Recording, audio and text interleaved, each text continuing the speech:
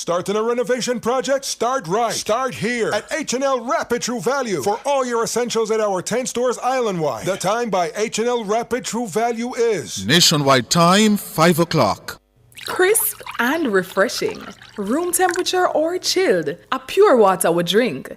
The temperature by Pure Water is 33 degrees Celsius in Kingston, 30 out west in Montego Bay. From the Nationwide News Network, comprehensive, incisive, tough. This is Nationwide at 5. Good afternoon, I'm Ricardo Brooks. And I'm Robianne Williams. In Nationwide News at this hour, 10,000 JPS customers across the country are still without electricity 41 days after the passage of Hurricane Beryl. Energy Minister Darrell Vaz wants JPS to provide specifics as to which areas remain without power. I'm imploring JPS to do a review and to make public what the situation is as of today. Jamaican and U.S. law enforcement are collaborating closely as investigations intensify into the mass murder of 8 Jamaicans in Cherry Tree Lane, Clarendon on Sunday. And the police are encouraging residents of Cherry Tree Lane and elsewhere in Clarendon to assist the police with their investigations of Sunday's massacre. It is important for us to get the information because that will assist us in furthering investigations and bring these persons to justice. The NCB Financial Group recommends consideration for dividends to be paid out at its next board meeting. In news from the rest of the world, Haiti's Prime Minister issues urgent plea for the swift completion of the international security mission in the war-torn country. Mpox declared public health emergency in Africa. In headline sports, Olympic discus champion Roger Stoner still has not decided if he'll stick with track and field or go to the NFL. And later in our broadcast, in the cover story at 5:35, the National Security Minister has disclosed there are now 185 active gangs in Jamaica. This is down from a high of over 300. How can these gangs be infiltrated and dismantled? We'll be joined by Associate Professor of Political Science at Elon University, Dr. Damian Blake, and criminologist Dr. Jason Mackay. In Public Opinion at 6:26, we ask what more can be done to dismantle gangs in Jamaica. Give us your comments by logging on to our Facebook page, Nationwide News Network, and by tweeting us at Nationwide Radio and message us on WhatsApp at 876-285-5693. You can also leave your comments on Instagram at Nationwide 90FM. In the nation's business at 6:40, the Ministry of Health and Wellness is warning Jamaicans to be on alert as COVID-19 cases are on the rise. The Portfolio Minister, Dr. Christopher Tufton, will join us. From 7 to 8, it's Nature's Remedies with Dr. Denise Daly. And at 8, it's Prescription for Life with Dr. Andre MacDonald. And at 9, it's Affairs of the Heart with Rodney Campbell. We'll have all these and more as we take you home on air on your mobile, Nationwide 90 FM, nationwideradiojm.com, and on the Nationwide app, available on the Google Play and the App Store. This Tuesday afternoon, it's Tuesday, August 13, 2024.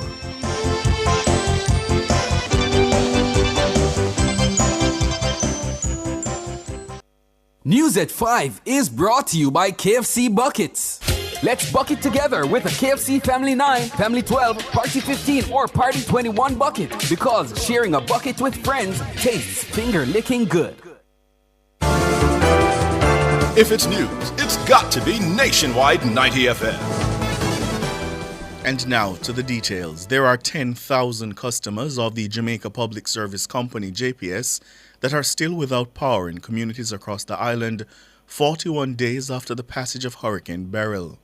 In an update on its power restoration efforts sent to media houses this afternoon, JPS says despite this number, it has delivered on its promise to reconnect a certain number of its customers to the power grid by August 12.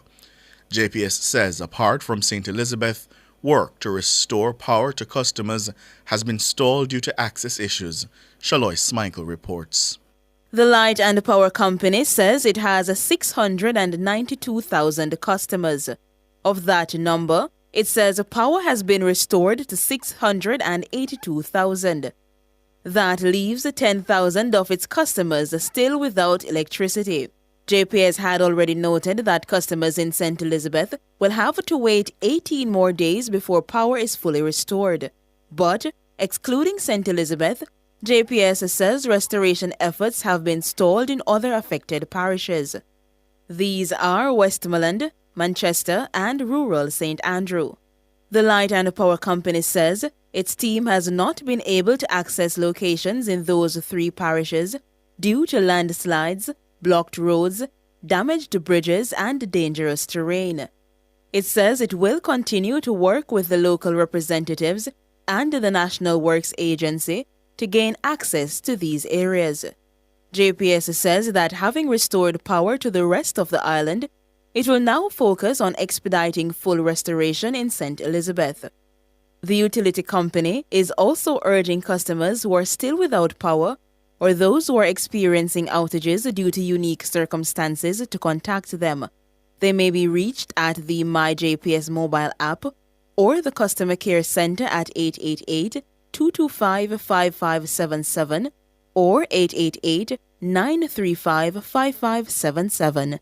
Shalois Michael for Nationwide News. Meanwhile, Energy Minister Darrell Vaz wants a detailed report from the JPS outlining each community across the island in which power has been restored to customers. Minister Vaz says the report must be provided immediately. His call comes after the JPS claims to have met its August 12 restoration deadline. However, Minister Vaz believes otherwise. Mahiri Stewart tells us more. According to Minister Vaz, the JPS had a dismal track record in meeting timelines. My recollection is that JPS indicated that the 12th of August was a cutoff for restoration for all areas, save and except for parts of St. Elizabeth. Today is the 13th of August, and I'm still receiving complaints from members of parliament and citizens that areas outside of St. Elizabeth are still not restored. So at this point, it is very important that JPS gives an update in relation to the August 12th deadline to indicate whether or not everything is restored, and if not, what's not restored and when is it supposed to be restored. The JPS was given a deadline of August 12 to fully restore electricity to the island except for St. Elizabeth. The deadline was issued by the Office of Utilities Regulation, OUR. Minister Vaz says JPS must provide specifics as to which areas remain without power and state the timeline for restoration. So I have seen the release from the JPS indicating that all areas have been restored for the deadline of August 12th. I, however, have gotten several messages from citizens and from members of parliament. One such member of parliament from Northwest Manchester, Michael Phillips, who listed 11 communities in Northwest Manchester that does not have electricity restored. And this is not a matter of low voltage or some houses that don't have. These are communities. So again, I'm imploring JPS to do a review and to make public what the situation is as of today, because their statement is in contrast to what the reports that are coming in fast and furious. The OUR was to meet with the JPS today, Tuesday, for the Light and Power Company to report on whether they have met the August 12 deadline. The OUR says the meeting will allow it to examine whether actions must be taken against JPS for failing to meet its directive. Minister Vaz says the OUR must provide details to the country as to what sanctions and penalties will be applied to JPS for the missed deadlines. JPS needs to come and explain to the customers what is a schedule for restoration between now and the 31st. And the OUR, now that the 12th has passed, needs to tell Jamaica and the JPS customers what is the situation in relation to the timelines, and if there are going to be sanctions on the JPS, and if so, what are the sanctions and what are they going to do with the fines and the money that is received from JPS to assist the suffering customers. Mahiri Stewart for Nationwide News. Law enforcement authorities in Jamaica are collaborating closely with their U.S. counterparts as investigations intensify into the mass murder of 8 Jamaicans in Cherry Tree Lane, Clarendon on Sunday. On Monday, Prime Minister Andrew Holness disclosed that individuals now overseas are implicated in the mass shooting, which left 9 other individuals nursing gunshot wounds. It's understood an ongoing gang conflict led to Sunday's reprisal attack. The Prime Minister has vowed that no stone will be left unturned in bringing those responsible to justice. Norgay Banton reports. The National Security Minister disclosed there are now 185 active gangs in Jamaica. This is down from a high of more than 300 operating in the country. It's understood some of the gangsters influencing murders in Jamaica are overseas. The security forces believe at least one of the masterminds of Sunday's attack lives in the southern United States. Another is incarcerated in Jamaica. It's understood one of the masterminds is the leader of a prominent gang in Clarendon. Prime Minister Andrew Holness has stressed that the nature of the gang conflict in Jamaica means that in many instances, these criminal enterprises are operating in a transnational manner and across different borders. Last November, the government provided a list of more than 30 names to the U.S. Department of Justice as local police stepped up their efforts to go after those involved in the commission of local crimes. We have provided those lists, 31 names, I believe, and they are still under, well, I don't want to say too much, but the cooperation with our partners continue. It's not immediately clear whether the suspected mastermind of Sunday's attack was one of those previously brought to the attention of U.S. law enforcement. But nationwide sources say that cooperation with the Americans is expected to bear significant fruit as the Jamaican security forces execute the government's new directive to launch an all-out assault on gangs in the country. The Prime Minister says despite recent successes in dismantling gangs, it's clear more needs to be done to completely degrade them. Even as we are degrading the gangs, that the ability for gangs to organize and arm themselves and produce violence that goes beyond the victim to affect a nation, that capability still exists, and therefore we must intensify our operational intelligence and strategic stance to further erode and eliminate gangs from our society. Members of the police high command declined to speak to the matter on the record, citing the delicate stage of the investigation. A surge operation is now underway in sections of Clarendon amid a curfew. Norgay Banton for Nationwide News. Meanwhile, Commanding Officer for the Clarendon Police Division, Acting Senior Superintendent Shane McCullough, is assuring citizens that adequate security measures are being implemented to curb criminal activity in the parish. This follows Sunday night's brutal gun attack in Cherry Tree Lane, Four Paths, which left 8 people dead, including an 8-year-old boy. 9 others, including a 1-year-old child, were shot and injured. Acting SSP McCullough says residents of the Cherry Tree Lane community are currently receiving psychosocial support. We have had a very tragic incident that has left the community of Cherry Tree Lane and the entire Clarendon division shaken to its core. I want to reassure citizens and the victims of this heinous act that the police stand ready and we have deployed all resources at our disposal in seeking and bringing to justice the culprits who carried out this inhumane act. We have visited all the victims of crime. We have initiated from an intervention standpoint our community and safety and security personnel along with our chaplaincy who is providing psychosocial support for those persons. Cherry Tree Lane and several other communities in Clarendon have been under a curfew since Monday morning.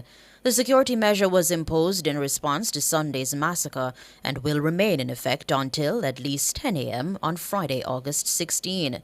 Acting SSP McCullough is encouraging residents of Cherry Tree Lane and elsewhere in Clarendon to assist the police with their investigations.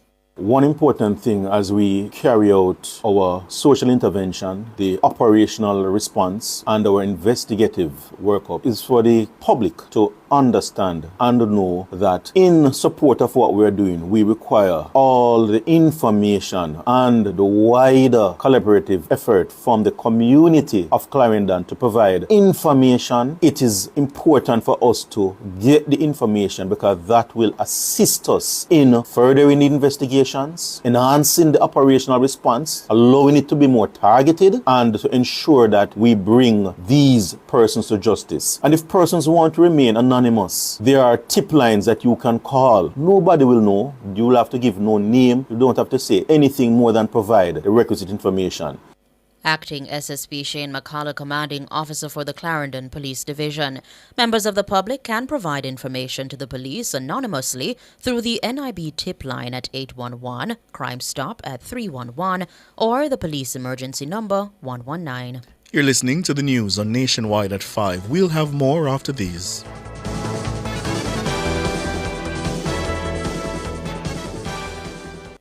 Value Drug Pharmacy offers curbside pickup and delivery of your branded and generic drugs. WhatsApp your prescription to 876-881-6695. The time by Value Drug Pharmacy is 16 minutes after 5.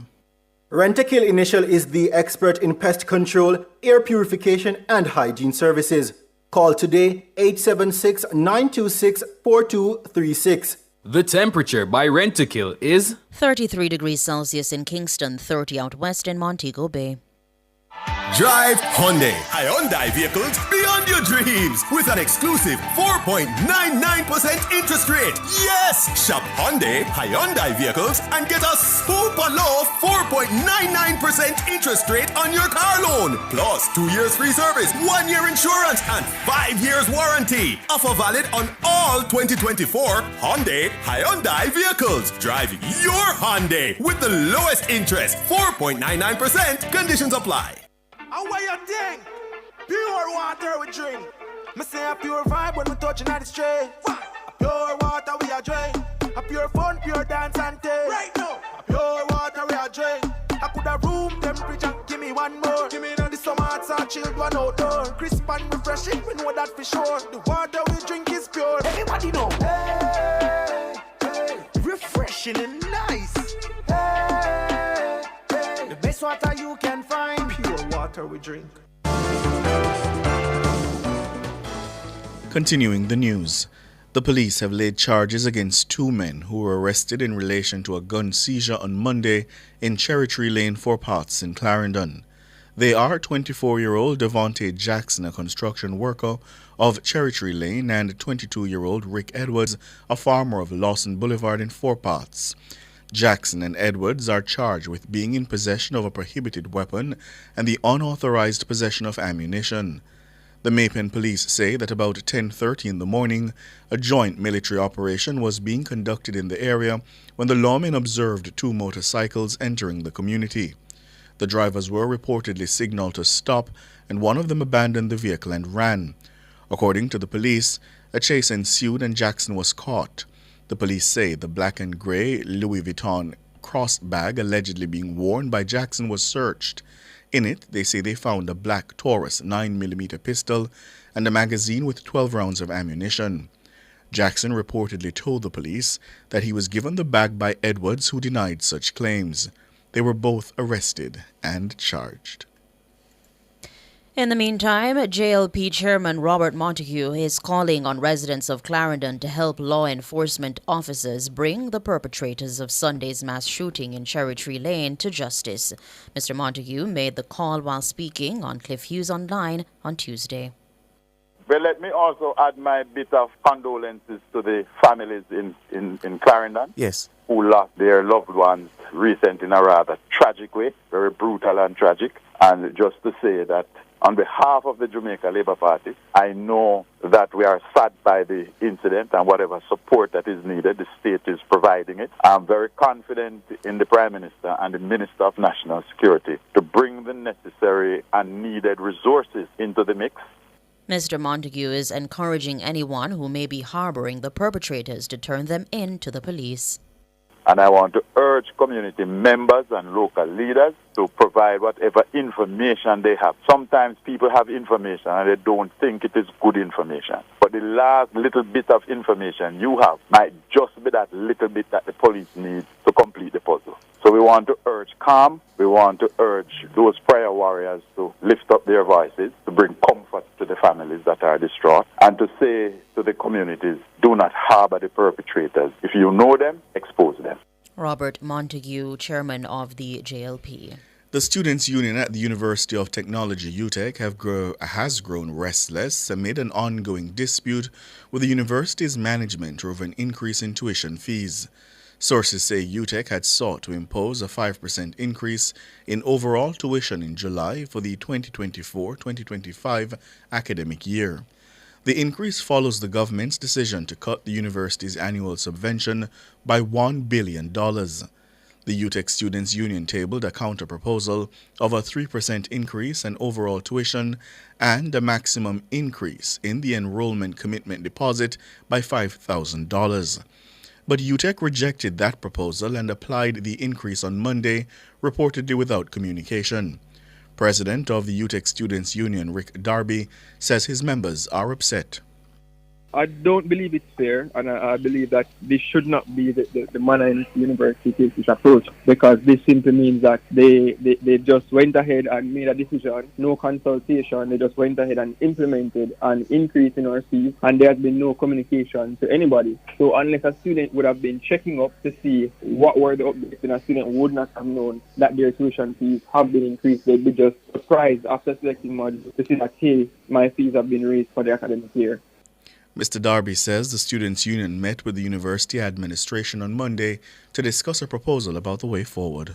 They presented a proposal which we're in the process of for drafting the census, but they haven't presented it in writing, but they've given us an unofficial proposal so far, saying that they're trying to do a tuition free for next academic year. So the fees quoted for this year would be the same for next year, so no increase for next academic year.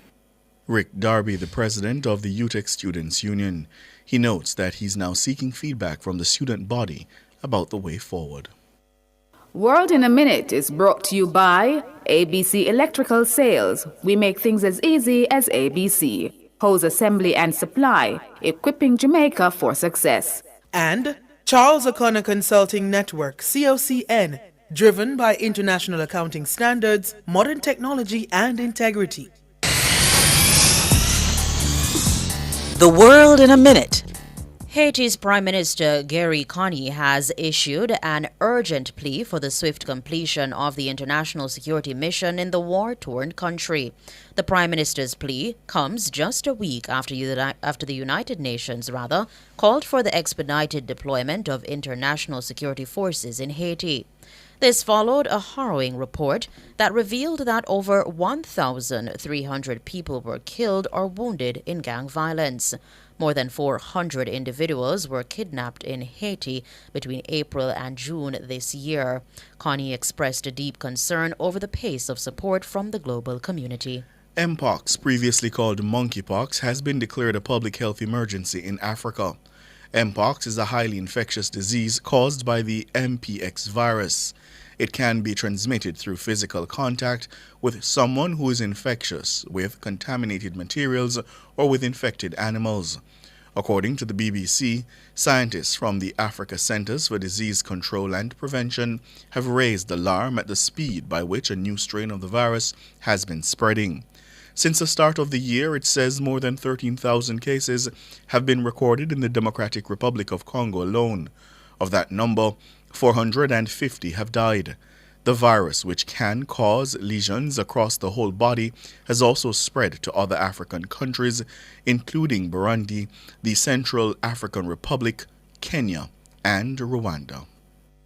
World in a Minute was brought to you by ABC Electrical Sales. We make things as easy as ABC. Hose assembly and supply, equipping Jamaica for success. And Charles O'Connor Consulting Network, COCN, driven by international accounting standards, modern technology and integrity.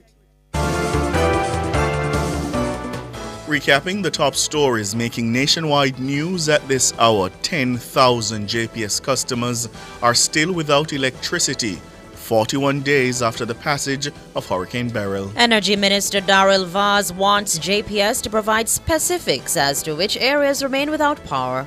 I'm imploring JPS to do a review and to make public what the situation is as of today.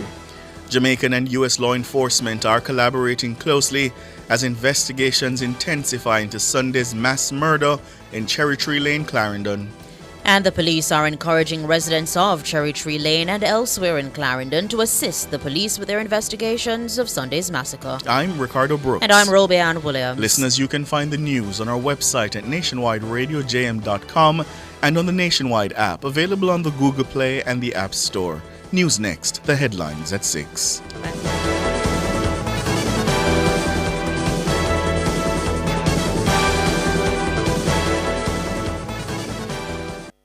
News at 5 was brought to you by KFC Buckets.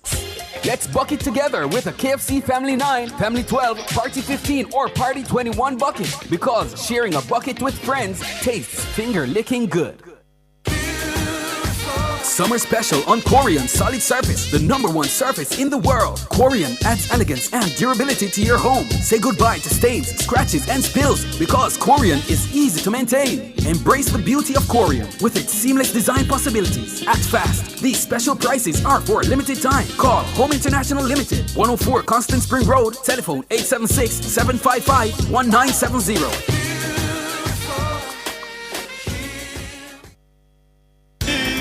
Outperform, outlast, we top performance, Chakama, reliable, full stop, not comma. We have the expertise for drilling and demolition. We have the power tools for plumbers and electrician. Pan select tools, 3 parts and 3 repairs. 3 parts, 3 repairs. 2 to 3 years.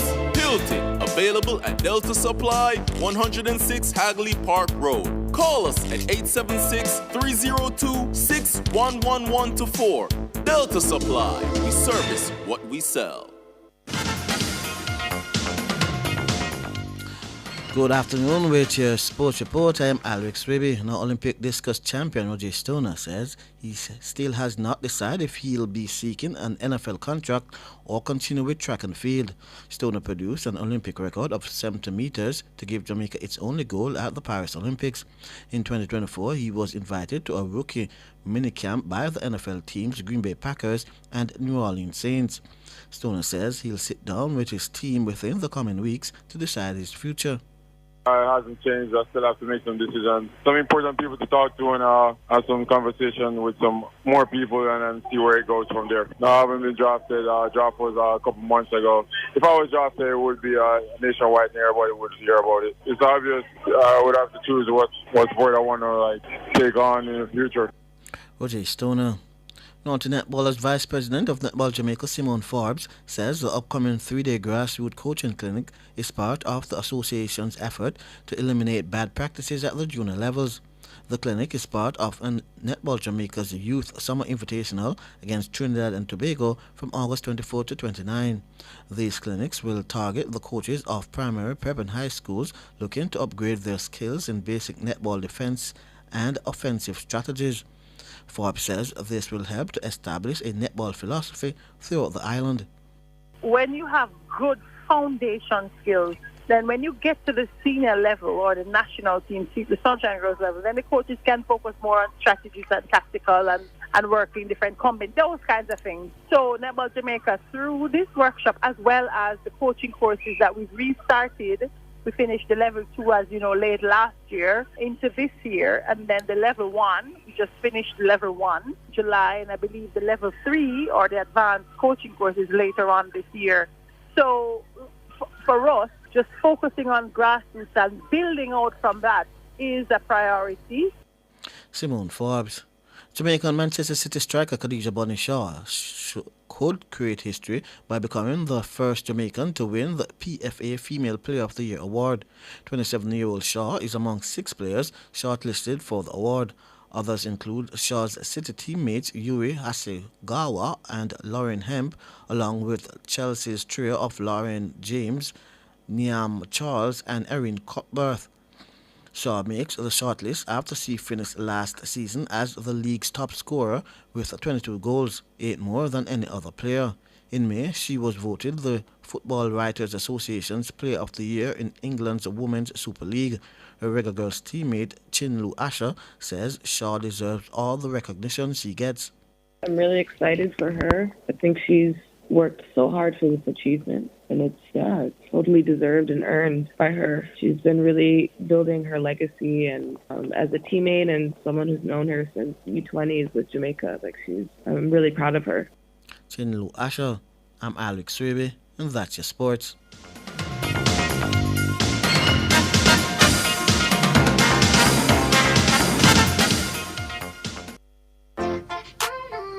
It's an exciting time for real estate developers and investors as the Greater Bernard Lodge divestment enters phase 4 of its divestment process. Offering residential townhouse lots for sale. Over 22.8 acres of dedicated townhouse blocks will be offered in a competitive divestment process.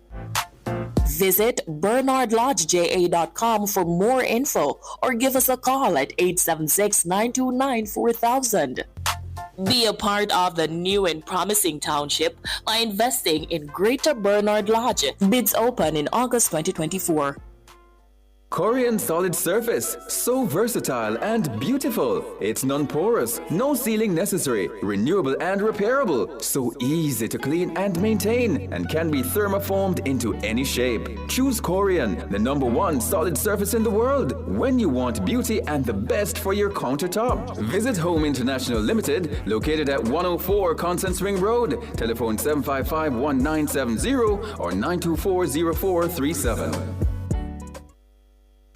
Rhino Jamaica Limited invites all industry professionals to its pumps and septic tank seminar, calling all plumbers, electricians, contractors and hardwares to join us on August 20th in Montego Bay and in Kingston on August 22nd. Registration is free, so you don't want to miss. WhatsApp us at 876-551-6565 or see the press and social media for details. Kingston and St. Andrew, the Jamaica Customs Agency comes your way this Friday, August 16, 2024 from 10 a.m. to 5 p.m. for Customs Meets the Community Town and Community Tour Edition. We set the tempo at Downtown Parade, raise the pitch from Papin Square to Mandela Park half a tree at 2 p.m. So join us for all things customs, imports, exports, charities and auctions, contactless clearance and our new mobile app, Customs Connect. That's Customs Meets the Community, reaching our customers where they are.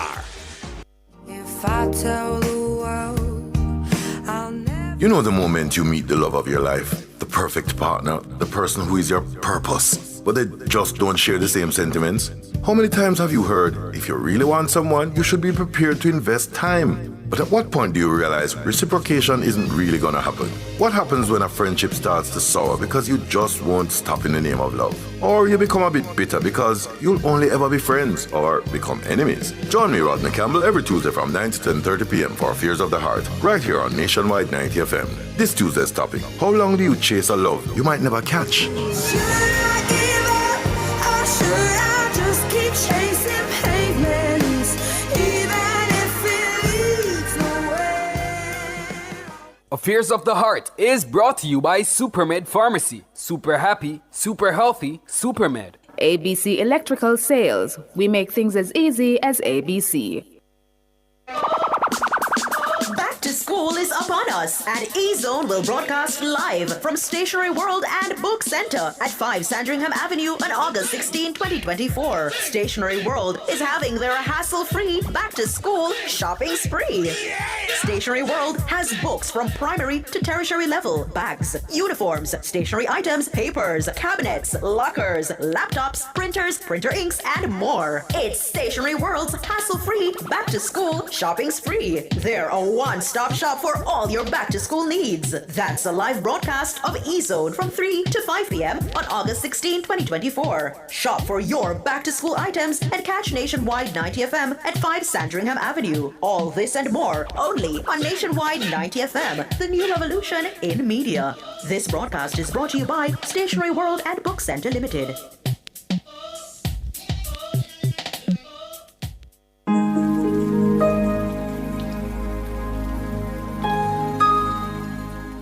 Hi there. Here's some good news for these trying times. Quote, by God's word, I can see where I'm going. They throw a beam of light on my dark path. Unquote. Psalm 119, verse 105. Listen for God's word weekdays at 5:45 a.m. and 12:55 p.m. through Oasis. Stop by for a refreshing drink and share a God perspective for the day. Oasis. Weekdays 5:45 a.m. and 12:55 p.m. right here on Nationwide, a revolution in media. The rebroadcast of The Oasis can be heard weekdays at 5:45 a.m. The Oasis is brought to you by Solar Tech Jamaica. We use the gift of the sun to power our world. Cover Story is brought to you by Hyundai. Modern, premium, affordable vehicles.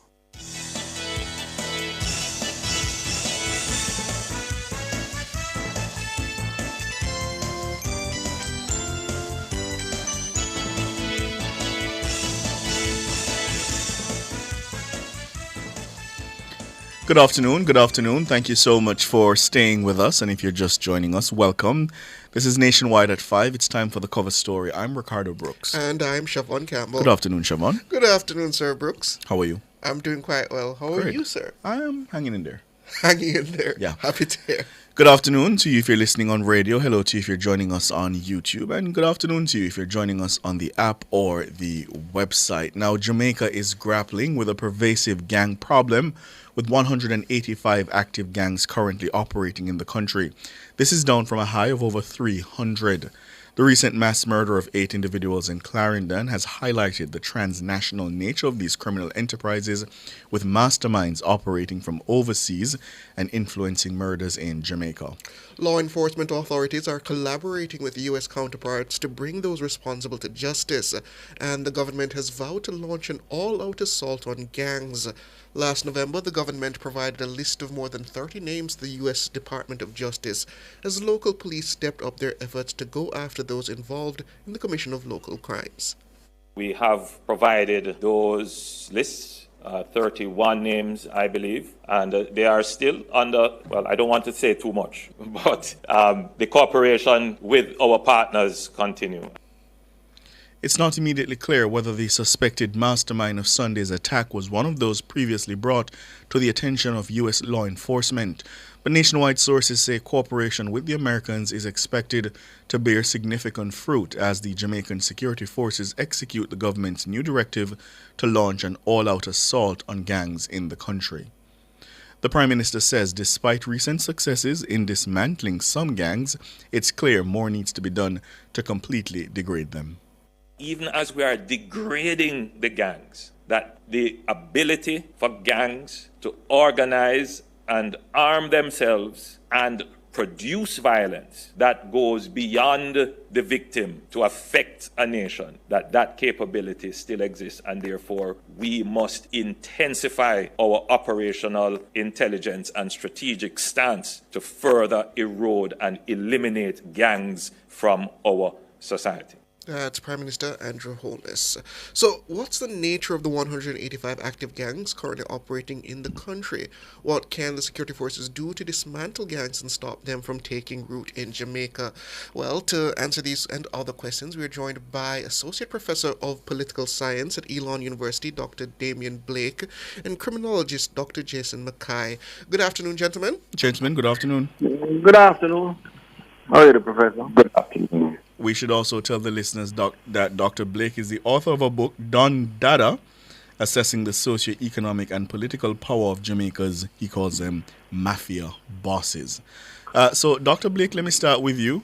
The Prime Minister has essentially declared war on the gangs. He says there will be an all-out assault. Are you confident that this new assault will reap any fruit that we haven't before as a country? Well, I'm not too confident given the track record of the state against, gangs. I mean, the obvious thing that we can see, is that this isn't something that happened overnight, right? We've been grappling with this problem of violence and particularly gang violence for a very long time in Jamaica. And the subsequent administrations, whether it's the JLP or the PNP, have really struggled to really deal with the gang problem. I am a little bit optimistic, though, about the trend. We are seeing a trend where the state has been going after gangs. The numbers have dropped some 300 gangs to now 185 or so gangs. But that is still too much. We have too many gangs in Jamaica. And there's simple math, and I think for every 14,000 Jamaicans, we have one gang. If we compare it to the city of Chicago, which has about 2.7 million people, close to Jamaica, they have 100 gangs in Chicago. We have too many gangs in Jamaica. And I mean, there are several ways that we can, I'm sure we'll talk about that in the discussion about how to deal with that. But I'm not very optimistic about, the plans that the government has. It's yet to be seen what they will do, but given the track record, we have done a very poor job in really dealing with gangs, though there may be some glimmer of hope. Dr. Jason Mackay, an all-out assault on gangs, as the Prime Minister puts it, how is that different from what we've been doing up to this point? What does an all-out assault entail that hasn't been done already?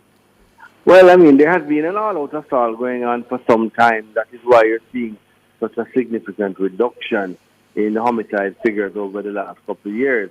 There has been, an assault going on. There is a reduction taking place.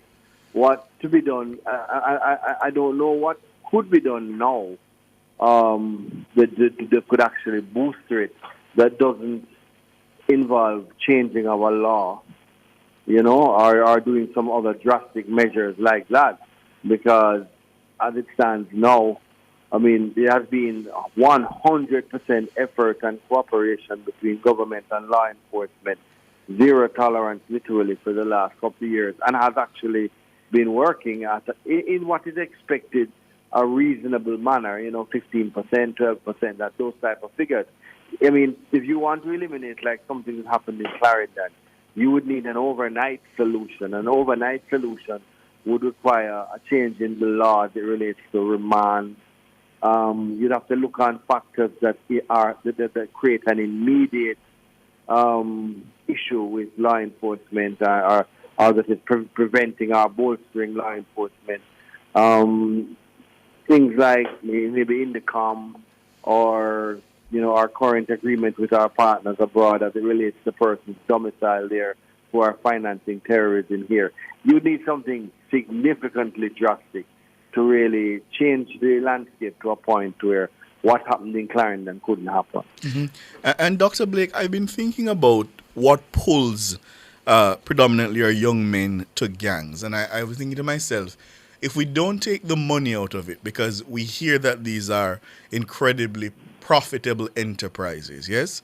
And that in many instances, some of these young men who are drawn to it, and women who are drawn to it, they make a living from it. And if we don't take the money out of it, we probably will always be behind in terms of dismantling them. You've assessed the socioeconomic power of these gangs. What have you found in that regard? Well, yeah, I mean, there are, some other things that pull young men to the gangs. I think proximity, so if you happen to grow up in a community or close to a community that has gangs and dons and these leaders, then you are more likely, or there's a chance that you may have that kind of sociocultural rather pull to be drawn to the gang. There's a kind of a subculture in Jamaica that we haven't been talking about much. I think Professor Harriet spoke about it sometime earlier, maybe 5 years ago, the subculture of violence, that it draws and it pulls in particularly our young men, this badness honor. And we see it in our music, we see it in a number of cultural manifestations in Jamaica. That also has a kind of a pull for young men. So there's the money, there's the kind of prestige, albeit perverse prestige that comes with it. There's the women that come with it. For them, there's a kind of towards social mobility, again, although perverse, that comes with for these young men. And so those are some of the kinds of things that is pulling them into the throes of gangs. Of course, there are some who will say that they don't have any other alternative, that they are forced or they are cajoling to join in some of these gangs. But when you talk about prestige and proximity, it sounds to me that those are more deep-rooted problems, because if it is that we're going to dismantle and tell people don't join gangs, and we know the nature and characteristics of some of these communities, doesn't that mean then that this all-out assault cannot just be from law enforcement, but it has to be a social assault on the character and nature of some of these communities? I want to hear on that after the break.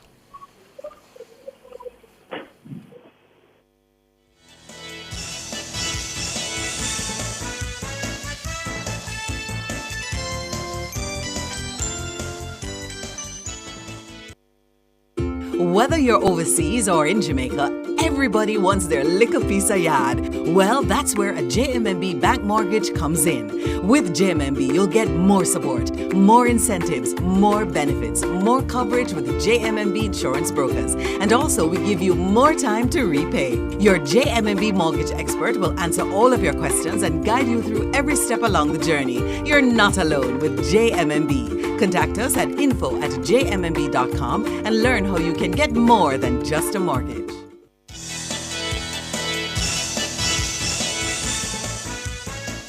Thank you so much for staying with us here on Nationwide at 5. It's The Cover Story. I'm Ricardo Brooks. And I'm Siobhan Campbell. Our guests are Associate Professor of Political Science at Elon University, Dr. Damian Blake, and criminologist Dr. Jason Mackay. We're assessing the nature of gangs in Jamaica and what more needs to be done to get us down from 185 active gangs. The Prime Minister says the directive to the security forces now is an all-out assault. But we're hearing from the gentleman this afternoon that it may be a little bit more difficult than simply saying an assault. And before the break, Dr. Blake spoke to some of the pull factors that are driving young men to gangs. He talked about proximity, prestige, and money. And I put the question to you, Dr. Blake.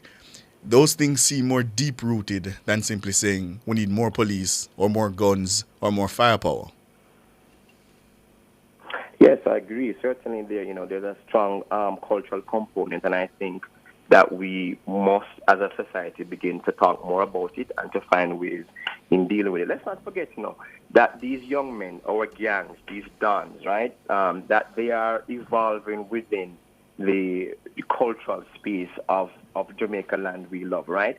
And we have had a love affair, whether we want to admit it or not. There has been a love affair among these young men and within these spaces with badness. It's badness honor, right? So the income of the dead. Somebody after dead back, reprisal killing. That is driving a lot of the violence in our community. So we need to have a kind of cultural reorientation. It's a longer term thing, but it's something that all Jamaicans can get on board with, right? Many of us as Jamaicans, we know people who are involved in badness, right? And sometimes we don't talk about that. We don't, disown it, disbar it, walk away from it, right? We keep these people close sometimes in case that we may think we need them to carry out something on our behalf. Just look at what's happening with the old transnational thing, right? You have guys who are overseas. The overseas don is a very dangerous kind of don. This is someone who is not in the country and who is sponsoring the proceeds of violence. He's calling shots. He's getting young men to pull together to carry out a reprisal killing. How does that work? It works with these kinds of material things, certainly, but there's a cultural orientation that we need to talk some more about. These things, right? Somebody has to dead back, as I said before, the income of the dead kind of a culture. It's very pervasive across the Jamaican landscape. When we are partying, right, look at the ways in which we party, the ways that we speak. Again, these are longer term things. But if we keep on chipping at them culturally, I think that we can save Jamaica still. And Dr. Mackay, as he pointed out, this matter of kind of romanticization of the criminal elements in society, it's not unique to Jamaica, and other territories have tackled it in a variety of ways. I mean, most people point to the El Salvador model, which I think almost most well-thinking Jamaicans would say could not really be applied here. What other potential strategies which have been used in other liberal democracies can Jamaica adopt to tackle this romanticization and this pervasiveness of criminality? I don't think you can do a lot to change how people view things culturally because, I mean, movies romanticize criminals, movies romanticize violence, just like movies romanticize war. And none of them deserve that title that they have. They're war, gangs, and are all ugly things. But it's just part of almost like the Western world culture, and even the Eastern world culture to romanticize these things. I think it more comes down to a practical application of how do you prevent this in the immediacy of it. The gangs are going to be created once there's a play field that allows them. But I'm sorry, Dr. Mackay, isn't that the problem though, that we've been trying to address it in the immediacy? We do the surge operations, we do the operation this, operation that, we do the states of emergency, all short-term measures. And what we're hearing from Dr. Blake is that, it's a culturally deep-rooted thing that we have to start to uproot if we expect to see any kind of real result. If you want a long-term solution, they have been given on more than one occasion as it relates to persons who, many sociologists have put out, the squatter settlements, changing the way the education is approached, where a lot of things are left to the parents to actually ensure the child attends regular. I mean, I would just be repeating what a number of great sociologists have already said in terms of a long-term solution to the social impact on crime. As a security expert now, putting on a different hat, Jamaica has taken a very responsible approach and has managed to reduce crime over the last couple of years between 10 and 12% annually in terms of homicides and so on. That is not quick enough for society because society doesn't want what occurred the other night in Clarendon to occur under any circumstances. Right. So although the most responsible thing is a long-term plan that deals with the culture and the social aspects of crime and the economics of crime, the immediate action is not going to come from a social solution. It's going to come from a police solution and a parliamentary solution. A law that allows for remand without evidence. Remand, just like the Suppression of Crime Act did.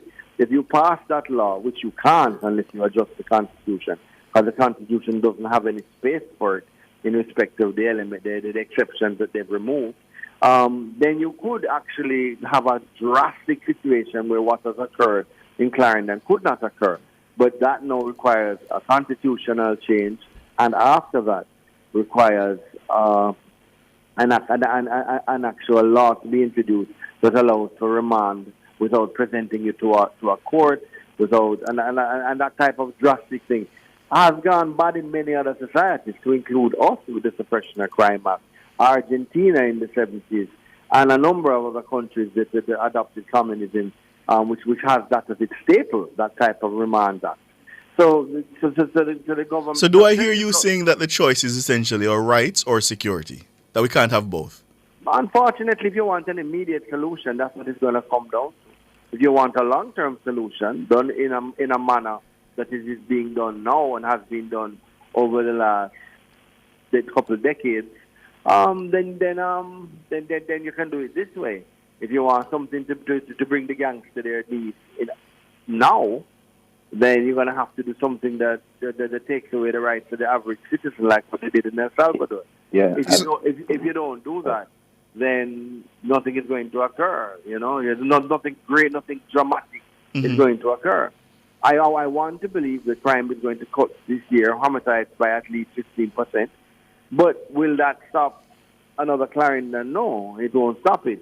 But if you were to take the El Salvador approach and have the actual power to actually remand based on intelligence, nobody wants to make that short list to be jailed and never see a court out. So you find it is easier to actually bring about that type of drastic change with these type of drastic laws, but they come with consequences.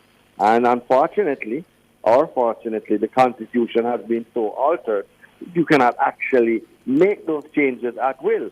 However, at this point in time, the government is in control of more than 2/3 of the parliament. It can make the changes it requires constitutionally, and it can create a new version of the Suppression of Crime Act or their act they're using in El Salvador, and you will get the gangs on the run because they don't want to be remanded without the possibility of release.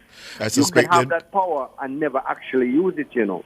I suspect like they did in Cuba. They'd face objections in the Senate, yes, where they would need the opposition support. But Dr. Blake, is that how you see it too? The trade-off is rights versus security? Yes, I agree 100% with Dr. Mackay that in the immediate term, certainly. I mean, I went to the cultural aspects because it's part of the whole composite, right? Our problems are institutional, infrastructural, and cultural, economic. But in the immediate term, we need the kind of policing, we need the SOEs. And I think our legislators need to be a little bit more creative. They have to be creative now in tweaking the laws to go after gangs. We need an all-out assault. The Prime Minister said it. I don't know what is coming down the barrel, but there needs to be a real all-out war against gangs. Take, for example, with our prisons, right? This is an area that I've really been thinking about. A lot of the dons and the gangs, you imprison them, and they are running and they're calling shots from behind bars. We need more prisons. We need better surveillance in our prisons, right? We need space where we can separate the gangs who are behind bars, right? So we certainly need more of the legislative kind of tweaking and to see some of the changes that we would like, as Dr. Mackay said. But if we're looking at the whole composite picture, right, Jamaica's problems with gangs are institutional, legislative, they're infrastructural. Talk about the built environment, the built geography. It is no surprise that gangs tend to foment and flourish in particular communities. There's economic as well, but there's also the cultural piece. Yeah. So Dr. Mackay said if we want to get the gangs to their knees now, we need more policing, we need legislation. But if we want to prevent a resurgence, so 10 years, 20 years from now, then the cultural aspect must be added to the mix. Gentlemen, thank you so much for your time. Dr. Damien Blake, Dr. Jason Mackay. Really appreciate it. Thanks for having us. All right, Doc. Yeah, no problem. All the best. Well, we're going over now because we just have a statement in from the Major Organized Crime and Anti-Corruption Agency, MOCA, which says it has launched a comprehensive joint security operation in response to the tragic and violent events that occurred on Sunday night in Cherry Tree Lane, Four Paths, Clarendon. We will have with us now Director of Communications at MOCA, Basil Jarrett, to tell us more. Good afternoon, Sir Jarrett. Good afternoon, guys. Isn't this just the same pony show? We're launching another joint security operation, and then we'll, over time, just go back to ground zero. Major Jarrett? Yes, I'm here. Sorry, was that a question? I wasn't sure if it was coming on the commentary. Yes, it was a question. Well, I think that the Prime Minister has given a very serious signal of intent. I think his language was very strong when he came out on Monday morning. And for our role here at MOCA is really to get behind the JCF and the JDF to see, what sort of capability we can bring to the operation. MOCA is bringing our intelligence and our investigative and our cyber capabilities to the fight. The JDF I've seen the JDF contingent here on the ground. It's also a very serious signal of intent. I know that the police officers here have been in the community. They've been talking to residents, and they've been doing really good investigative work so far. The missing piece of the puzzle, though, if you ask me, is the community support. A crime like this doesn't happen in such a small community without someone knowing about it. And I think what we really need, instead of always simply looking to the security forces, I think persons really need to be looking to themselves to see how can we be a part of the solution. Right, we've provided ample avenues for persons to make confidential and anonymous reports to the police, and we do get them from time to time, but I don't think Jamaica has grasped the severity of the situation, and everyone has committed to playing their part. Well, Major Jarrett, you know that there's a trust deficit, and that's perhaps part of the reason why you don't get more of the kind of tips that you say you sometimes get at MOCA. Isn't that part of the problem? Is it trust or is it courage? I don't know. It's easy to say that. I don't know. It's hard to have courage but I believe it's hard to have courage if there's no trust. Well, that may be so, but I believe that over the years, the JCF has done a remarkable job of turning around its image with the public. The JDF has also always enjoyed a very healthy level of support, and certainly MOCA, for our part, I think we do get a lot of, the public has put a lot of confidence and trust in us. I just believe that perhaps the courage is lacking. When we do get the information, we do use it to get actionable results. I'm just pleading to listen. I'm down here on the ground in Clarendon, and it is disheartening. I met a young lady today who she lost 4 members on Sunday. I saw one young man who was injured in the attack, and I was talking to him. It's almost as if he was in another world. I don't think we appreciate when these things happen just how they impact the psyche of the community. And perhaps if we did, then more people would step up to the plate and say, "Hey, enough is enough." Yeah. And it's really disheartening down here. And for those who want to pass on any tips to MOCA, how can they reach you?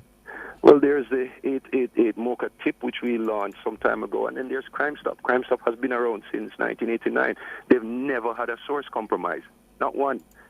I don't know what other indication of trust you can have when our number one tip line reporting body can say that in 30-odd years they've never had a compromise. And so we're appealing to the public to give the security forces the support. I want to see the end of this. It's disheartening when we see what is happening in Jamaica. I saw a headline on Monday, mass murder. This is where we are now. We really need to take back this country. People need to find their values. We need to go back to basics, principles, right and wrong. It's really heartbreaking. I tell you, I've been down here all day, and it's just heartbreaking to see. But the security forces are here. MOCA is doing its part. The soldiers and the police on the ground are highly motivated, and they want to see the perpetrators brought to justice. And we certainly encourage all Jamaicans who have anything at all that they can share to share it with MOCA. Those numbers again, the tip line is 888 MOCA tip, yes, and then there's 311 Crime Stop. All right. I just wanted to add as well, there was a report yesterday that 4 men were arrested. Detained rather, who were subsequently arrested. Those 4 persons, or rather those 2 persons who were detained and charged, were intent, it appears, on carrying out another reprisal attack in the community in the heat of the moment. It was the very alert JDF patrol that was working in the area that came upon the men and were able to pull them in. The reason I'm highlighting this is to say that the threat has not passed. The threat is still there. When you look at the genesis of this conflict, you realize that it's going months back, and it could very well still be very well alive, and it's not necessarily limited to Clarendon. So it's very important that we all remain vigilant. If you see strange faces in your community, say something. If you see activity that looks suspicious, say something, because you never know when this sort of crime might wash up on your own doorsteps. You get what I'm saying? Yeah. Major Basil Jarrett is the Director of Communications at MOCA. They've launched a comprehensive joint security operation in response to the mass murder of 8 Jamaicans in Cherry Tree Lane, 4 Parts, Clarendon. And you hear the appeal. If you know anything, share it with the security forces. Thank you so much, Major Jarrett. Thank you very much for having me. I appreciate it. The headlines are next.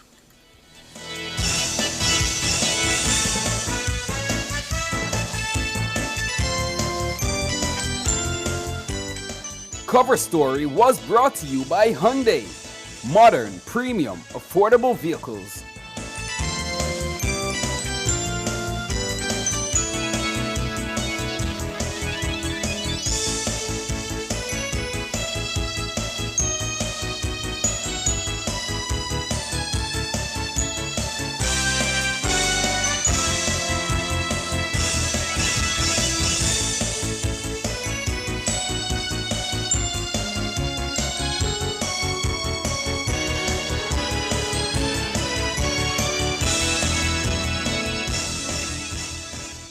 Say hello to peace of mind and goodbye to worry with Guardian Life's new Ultimate Provider Plan, and secure your medical expenses in the event of critical illness today. Call 888-367-5433 for details. The time by Guardian Life is 3 minutes after 6.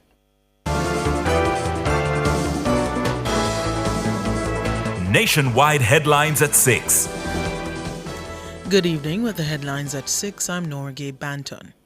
There are 10,000 customers of the Jamaica Public Service Company, JPS, that are still without power in communities across the island 41 days after the passage of Hurricane Beryl.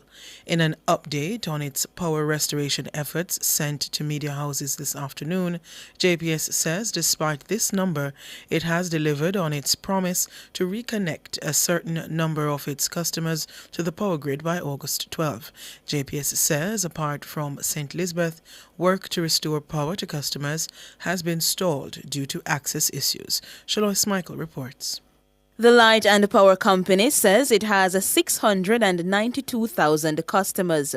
Of that number, it says power has been restored to 682,000. That leaves 10,000 of its customers still without electricity. JPS had already noted that customers in St. Elizabeth will have to wait 18 more days before power is fully restored. But, excluding St. Elizabeth, JPS says restoration efforts have been stalled in other affected parishes. These are Westmoreland, Manchester, and rural St. Andrew. The Light and Power Company says its team has not been able to access locations in those three parishes due to landslides, blocked roads, damaged bridges, and dangerous terrain. It says it will continue to work with the local representatives and the National Works Agency to gain access to these areas. JPS says that having restored power to the rest of the island, it will now focus on expediting full restoration in St. Elizabeth. The utility company is also urging customers who are still without power or those who are experiencing outages due to unique circumstances to contact them. They may be reached at the MyJPS mobile app or the Customer Care Center at 888-225-5577 or 888-935-5577. Shalois Michael for Nationwide News. Meanwhile, Energy Minister Darrell Vaz wants a detailed report from the JPS outlining each community across the island in which power has been restored to customers. Minister Vaz says the report must be provided immediately. His call comes after the JPS claims to have met its August 12 restoration deadline.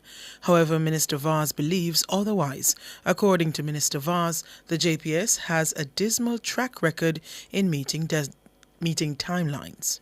My recollection is that JPS indicated that the 12th of August was a cutoff for restoration for all areas, save and except for parts of St. Elizabeth. Today is the 13th of August, and I'm still receiving complaints from members of parliament and citizens that areas outside of St. Elizabeth are still not restored. So at this point, it is very important that JPS gives an update in relation to the August 12th deadline to indicate whether or not everything is restored, and if not, what's not restored, and when is it supposed to be restored. The JPS was given a deadline of August 12 to fully restore electricity to the island except for St. Elizabeth.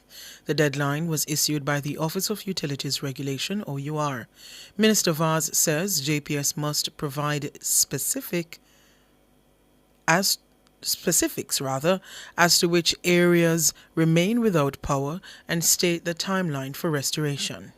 So I have seen the release from the JPS indicating that all areas have been restored for the deadline of August 12th. I, however, have gotten several messages from citizens and from members of parliament. One such member of parliament from Northwest Manchester, Michael Phillips, who listed 11 communities in Northwest Manchester that does not have electricity restored.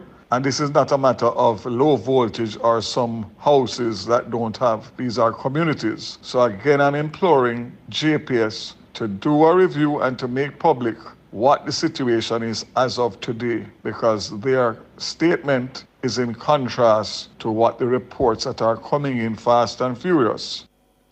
The OUR was to meet with the JPS today, Tuesday, for the Light and Power Company to report on whether they have met the August 12 deadline. The OUR says the meeting will allow it to examine whether actions must be taken against JPS for failing to meet its directive.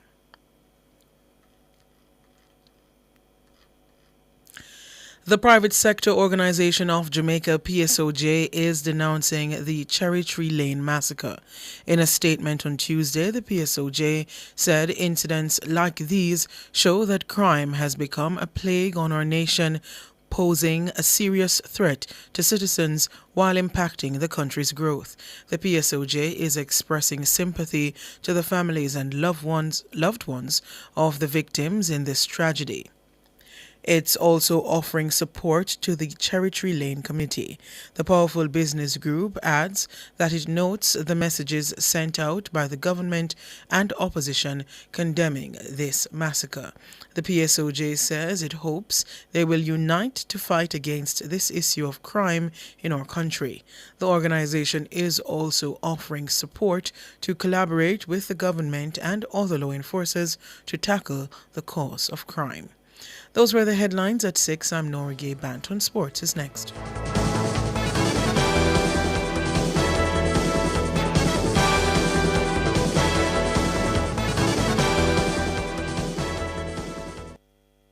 Drive Hyundai. Hyundai vehicles beyond your dreams with an exclusive 4.99% interest rate. Yes! Shop Hyundai vehicles and get a super low 4.99% interest rate on your car loan. Plus 2 years free service, 1 year insurance, and 5 years warranty. Offer valid on all 2024 Hyundai vehicles. Drive your Hyundai with the lowest interest, 4.99%. Conditions apply. If I tell the world, I'll never. You know the moment you meet the love of your life, the perfect partner, the person who is your purpose, but they just don't share the same sentiments? How many times have you heard, if you really want someone, you should be prepared to invest time? But at what point do you realize reciprocation isn't really gonna happen? What happens when a friendship starts to sour because you just won't stop in the name of love? Or you become a bit bitter because you'll only ever be friends or become enemies? Join me, Rodney Campbell, every Tuesday from 9 to 10:30 p.m. for Fears of the Heart, right here on Nationwide 90 FM. This Tuesday's topic: how long do you chase a love you might never catch? Should I give up or should I just keep chasing pavements, even if it leads nowhere? Affairs of the Heart is brought to you by Supermed Pharmacy. Super happy, super healthy, Supermed. ABC Electrical Sales. We make things as easy as ABC.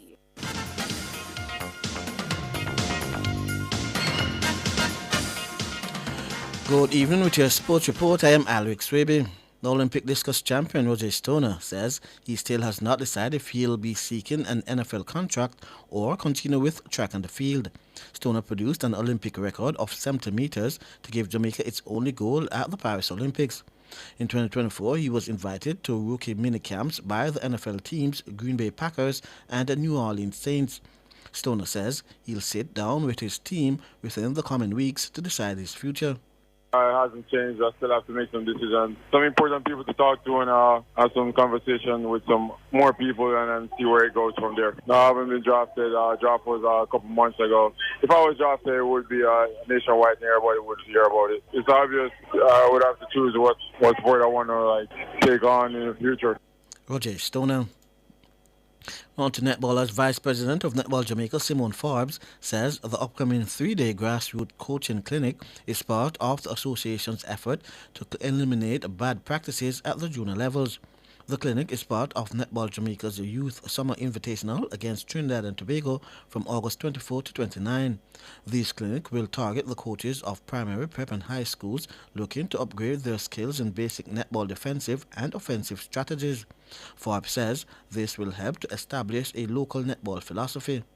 When you have good foundation skills, then when you get to the senior level or the national team, the Sunshine Girls level, then the coaches can focus more on strategies and tactical and working different combinations, those kinds of things. So Netball Jamaica, through this workshop as well as the coaching courses that we've restarted, we finished the level 2, as you know, late last year into this year, and then the level 1, we just finished level 1 July, and I believe the level 3 or the advanced coaching courses later on this year.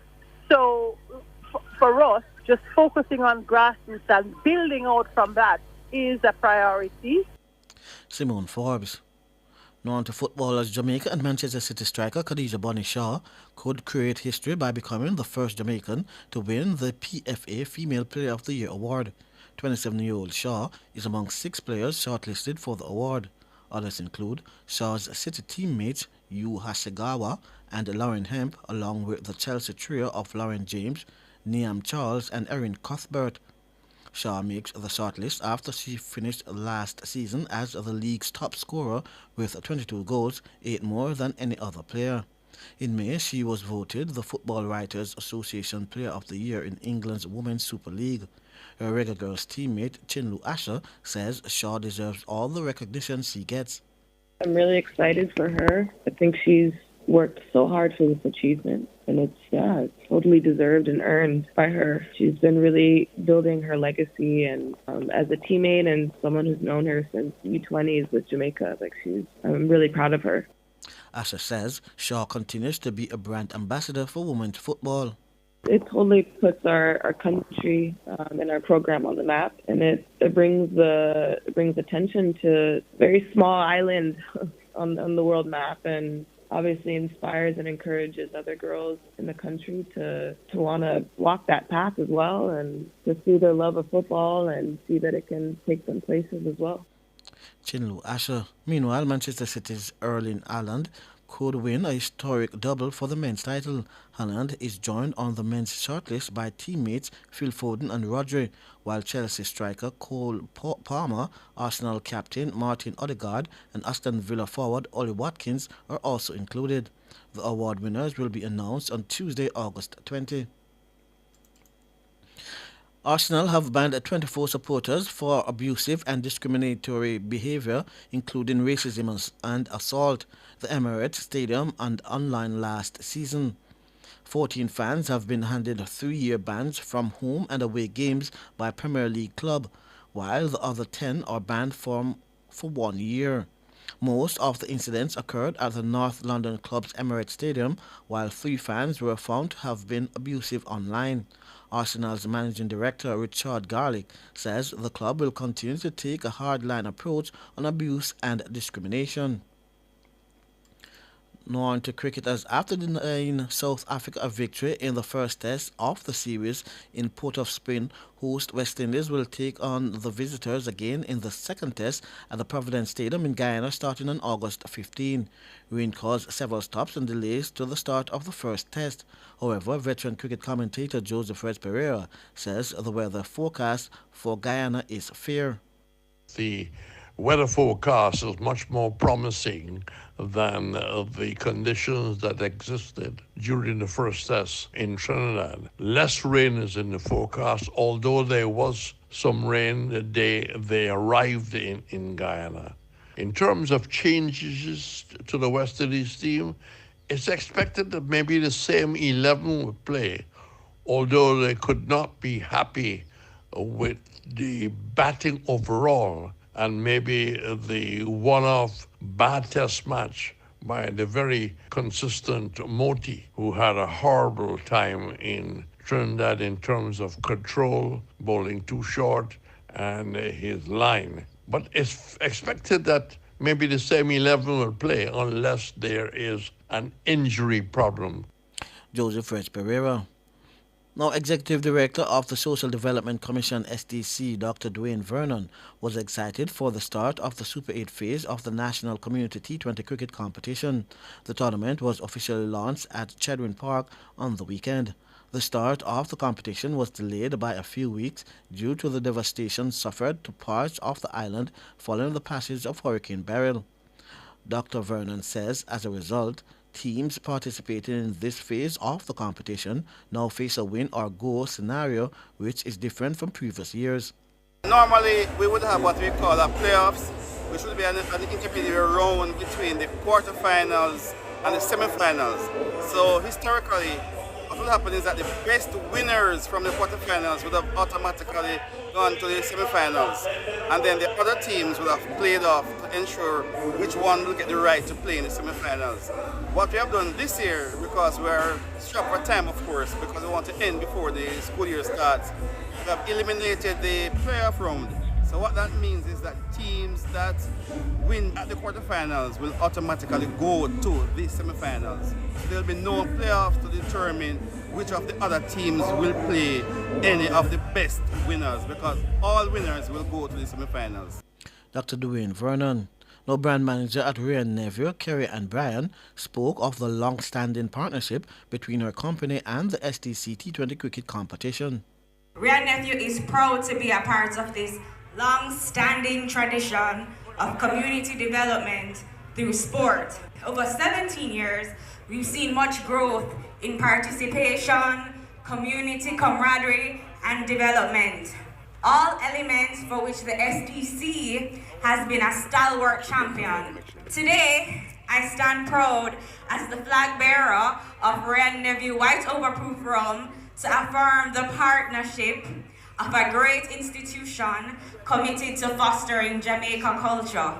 Cricket for many Jamaicans is more than a game. It has the power to unite us, transcend boundaries, and build a sense of camaraderie. Kerry and Bryan. In the first quarterfinal, White House 155-5 beat Richmond Park 149 by 6 runs. Meanwhile, Junction scheduled out Troy for a mere 43 runs before they eased a victory at 44-1. The other two quarterfinals saw Fairfield 145 beat Bridgeport 127-9 by 18 runs, and Gale 107-4 beat Lynx 108-3 by 7 wickets. The semifinals will be played at the Ultimate Oval in St. Anne on August 18. And final in powerlifting, Jamaica's 13-member team is back on the island after competing in the recent IPF NAPF North American Regional Powerlifting Championships held in Arizona. The Jamaicans return with 15 medals. Head coach Jeremy Owen says the team known as the Jamaica Spartans showcased their strength and determination on the international stage, cementing Jamaica's growing presence in the powerlifting world.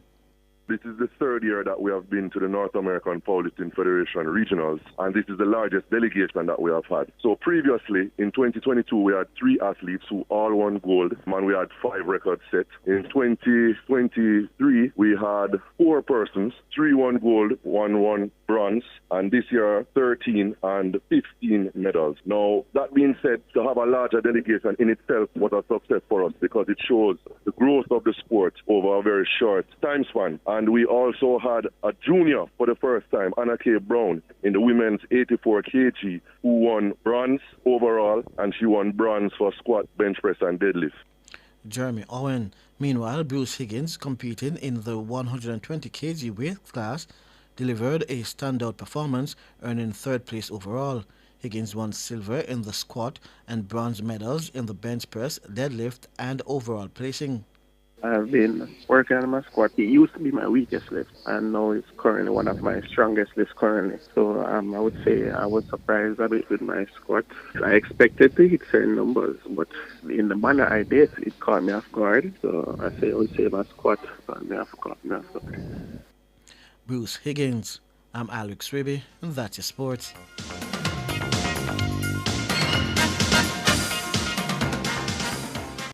For all your scales and food processing equipment, call Advanced Scales and Equipment Limited at 876-968-9612-5. The time by Advanced Scales and Equipment Limited is 6:22. For hard-to-get medications, over-the-counter and chemotherapy drugs, visit Dean's Pharmacy Pepin. When others don't have it, we do. Dean's Pharmacy. Feeling better starts right here. The temperature by Dean's Pharmacy, feeling better, starts right here, is 32 degrees Celsius in City Kingston and 30 in Montego Bay. Together we're our people standing strong. 2 million Jamaicans, let's work as one. Such a course and work with a plan. Proud and tall, let's make the whole world understand. Every Jamaican have the heart of a champion. Such a core, big up with champions. Watch my style, watch my skill, watch my flow. Standing out anywhere where we go. Many goals, many dreams, many strides. All the black, green and gold, are we pride. Proud and tall, let's make the whole world understand. We are strong when we are one, Sagicor, celebrating Jamaican success. KFC this summer, we a bucket together. Well, I vibe with your crew, yeah, we a stay true, the taste is so good. KFC, bucket on the ends with the real one. My island, we a world champion. With my KFC, I'm gonna be me, jam rock, celebrate with we. KFC, we a bucket together. When we bucket together, we are as we really are. Enjoy a family 12, party 15, or party 21 bucket. KFC, proud sponsor of Jamaica 60. The University of the Commonwealth Caribbean Recruitment Roadshow. Fast and easy registration, informative sessions, one-on-one guidance. Join us on August 14, Ocho Rios, August 15, Maypen, August 16, Mandeville, August 21, Negril, August 22, Montego Bay, and our last stop, August 23, Halfway Tree. 11 a.m. to 6 p.m. each stop. UCC Recruitment Roadshow. Empower your dreams. Register today. UCC, fostering leadership and innovation. Public Opinion is brought to you by Cleasing Industrial Supplies Limited, Industrial Automation and Control Solutions. Good evening, and welcome to Public Opinion. I'm Robian Williams. A special good evening to our friends on our YouTube platform. Thank you for tuning in. We ask you to weigh in live in the comment section on today's Public Opinion. You know, I almost say it's midweek, but it's Tuesday. You know, so much has happened for this week already. It feels like a whole entire week has passed. But let's get to it. Prime Minister Andrew Holness, well, he has declared war on all gangs operating in Jamaica. The Prime Minister made the declaration following the massacre of 8 people in Cherry Tree Lane, Clarendon, Sunday night. In a media conference on Monday at his St. Andrew offices, Holness warned all gangsters involved in the brutal killings that they would be brought to justice one way or another. What I have declared here is a total assault on gangs in Jamaica. I want that to be clearly understood. Operationally, they must go after every gang in Jamaica. The gangs that have been identified as being directly responsible for this action are connected with other gangs. And so we must pull the thread to where it leads. So today, every gang leader should take with themselves. Take with themselves indeed. So in Public Opinion this evening, we're asking you, the people, what more can be done to dismantle gangs in Jamaica? I'm going to start with the comments on our Facebook page. Let's see. Bowen Carleen is saying, stop supporting gangs, turn them over to the police. Let me see. Prince Wellington says nothing after Brogad's speech. All of them take with himself. Winston says the only thing that can be done is to pursue the gang members relentlessly and show no mercy. Philip Jackson says people who are clean must remain clean and adamant and tell all they see and know of these gangs. God has not given us a spirit of fear but of power and a sound mind. Talk up the things them. Fear kills and destroy. Talk up the things them indeed. Wesley Cunningham, JP, is saying some gangs are aligned to political parties, he says, and he's saying they need to deal with those, then the others will take with themselves. Natalie Winter says we need more useful resources to be invested in our citizens. We need more love and appreciation in our hearts to our fellow human beings. Marvin Reed says the men who are ordering killings from behind bars themselves, they should be killed. Rosalind Buck says resume hanging. I would assume that you're referring to the death penalty right there. All right, let's see if we can get to the comments quickly on our X platform. Yeah. Alex Mowat says, I'll give you a clue. And he says, El Salvador. Mike Roach says, get rid of corrupt officials, expand the Jamaican military, build mega prisons. That is just part one. Shanae says, citizens must realize that they also have a part to play. Inform the police of any strange activities taking place in your communities. The see and blind, ear and deaf approach doesn't help. Lizzie Levy is saying opposition cooperate and pass all outstanding legislations. The question we're asking, what more can be done to dismantle gangs in Jamaica? Boogie Foodie J.A. is saying parents. Yeah, that's all he's saying to that question, parents. Teacher's Child is saying, since we have lenient judges in Jamaica, the legislature should make amendments so that the least punishment for gang-related activities will be so harsh it becomes a deterrent. Prisoners should earn their bread. Punishments must be served with hard labor. We need more farmers. LaQuesta Livington is saying continuous information and education to citizens about gangs and their negative impacts on a community. Police, youth clubs, those worked. Build relationships with community, specifically the youth. Intelligence training for police officers, equip them accordingly. Swift justice for gangsters.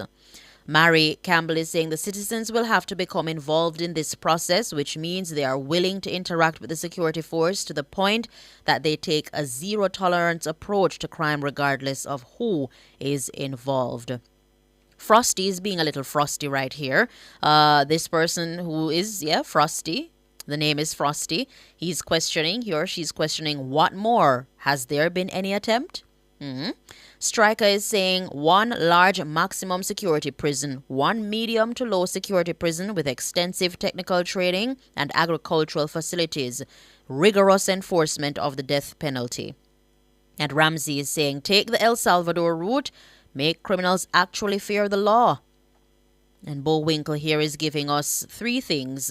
First, start with how these individuals support themselves. Second, offer rewards for info that lead to the arrest and successful prosecution.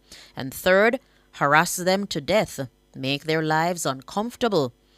And finally, she's recommending judge-alone trials. That too, it has been a hot topic over the past couple of years, the judge-alone trials versus jury. Aurelius is saying, as we get them... Okay, I won't say that. Wow. Lance Thompson, take out the Dons, create several holding pens around the island in very remote areas. That sound like some CIA something. And work their, work them to death. I have to be filtering these comments, so bear with me. Pudding is saying, if you're dismantling gangs, it have to be from both sides and not just one. We continue to pretend that the gangs belong to only one side. All right. Dizzle saying, no, nothing. Too late, no. Any action against them, no, is purely reactive. Well, it's best to do something, than do nothing. Let me see if I can get to the comments real quick on Instagram. Then I'm going to go over to our YouTube family. The question, what more can be done to dismantle gangs in Jamaica? Alicia Keys 12 on Instagram is saying it can be dismantled with only one mechanical device, the gallows.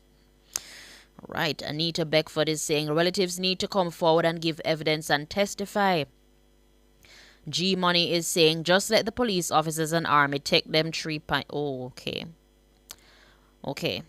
Sunam is saying them the Barrett Town, Spot Valley, Cambridge. I think there is information as relates to where the gangs are based. Yes, of course.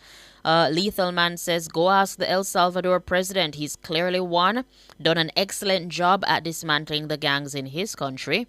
And Shine is saying, rid the corrupt people in high places. How about we start there? And T Explorer is saying, get rid of the entire set of judges and lawyers and make police associate with wow. Okay. Let me go quickly on over to our YouTubers. Rich Richard says, yes, the gallows is it. All right, let me see if I can get some more of these comments. Mona Smith is questioning stiffer penalties. And then she's saying, then the JFJ and NIA are going to come out and say penalty too harsh. Let me see. Aga is saying, we can talk tough all we want, but we need laws with teeth.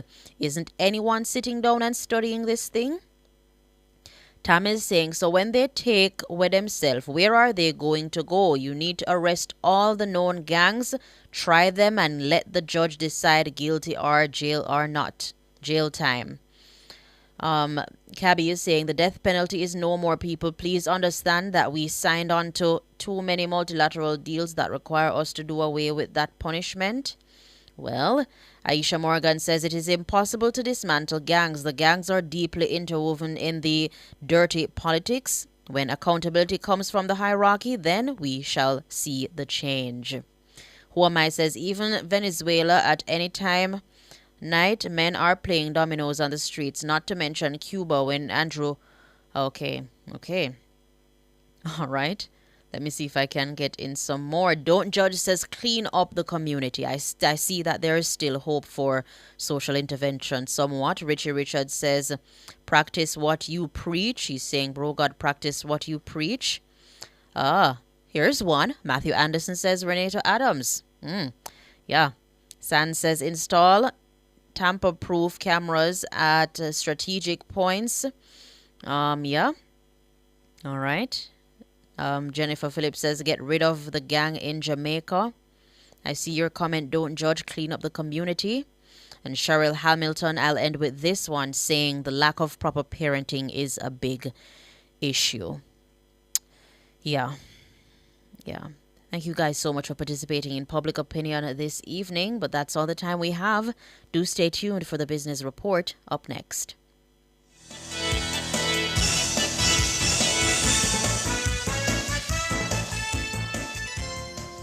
Public Opinion was brought to you by Cleasing Industrial Supplies Limited, Industrial Automation and Control Solutions. Drive the most exciting new vehicles in Jamaica. Schedule your 2024 Ford Ranger pickup or Ford Everest 7-seater SUV test drive now. Call or visit KIG today. The time by KIG is 6:35. Hello, good evening, and welcome to Nationwide's Business Report. I'm Robianne Williams. The NCB Financial Group, NCBFG, is to recommend consideration for dividends to be paid out at its next board meeting. The recommendation follows the release of unaudited financial results for the 9 months ended June 30 this year.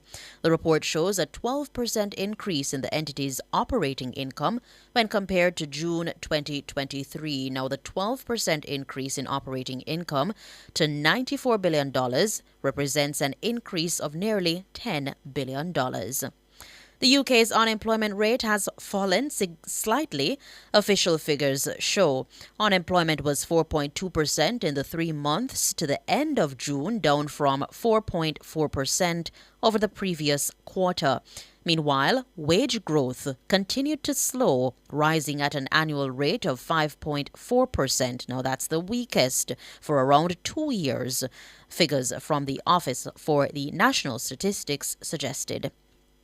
And finally, in the currency markets at the close of trading today, it cost 157 Jamaican dollars and 78 cents to buy $1 US, 202 Jamaican dollars and 98 cents to buy $1 British pound, and 115 Jamaican dollars and 27 cents to buy the Canadian dollar. That's the business report. I'm Robianne Williams. Good evening.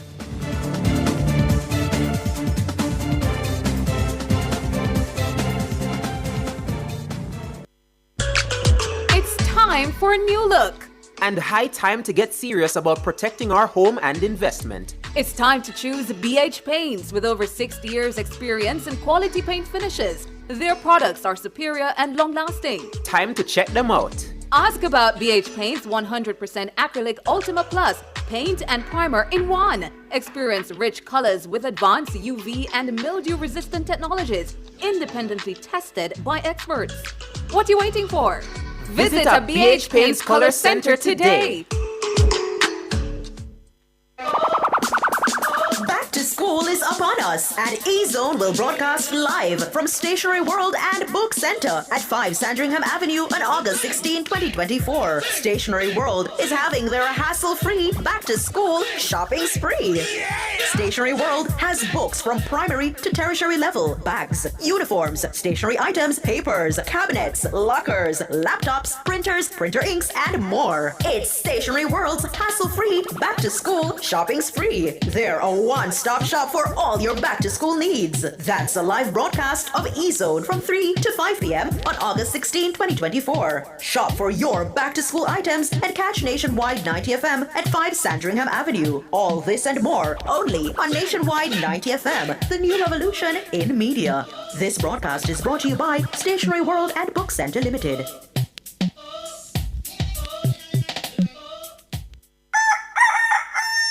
How certain are you that you're taking proper care of your pets? How often do you take them to the vet? Just as we need annual checkups with our doctors, most pets need regular checkups too. Owning and caring for a family pet doesn't have to be a difficult or burdensome experience. Nationwide 90 FM has an exciting feature called Pets World that will help you take better care of your pets. Join Nationwide 90 FM every Wednesday at 6:50 a.m. during the program This Morning as we take you into the do's and don'ts of caring for your pets. That's Pets World every Wednesday at 6:50 a.m. during the program This Morning on Nationwide 90 FM, a revolution in media.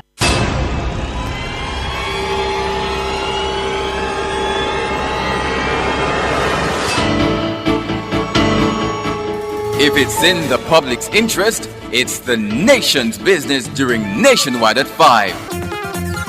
The nation's business.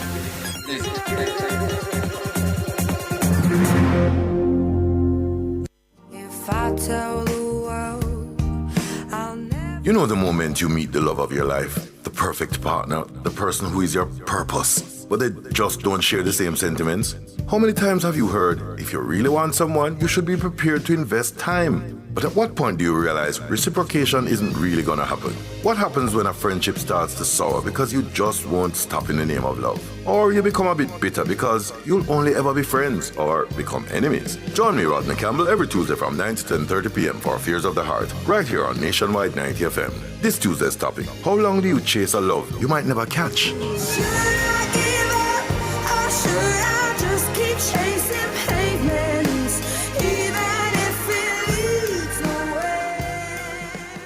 Affairs of the Heart is brought to you by Supermed Pharmacy. Super happy, super healthy, Supermed. ABC Electrical Sales. We make things as easy as ABC.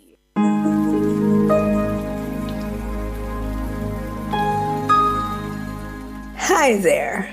Here's some good news for these trying times. Quote, "By God's word, I can see where I'm going. They throw a beam of light on my dark path." Unquote. Psalm 119, verse 105. Listen for God's Word weekdays at 5:45 a.m. and 12:55 p.m. through Oasis. Stop by for a refreshing drink and share a God perspective for the day. Oasis. Weekdays 5:45 a.m. and 12:55 p.m.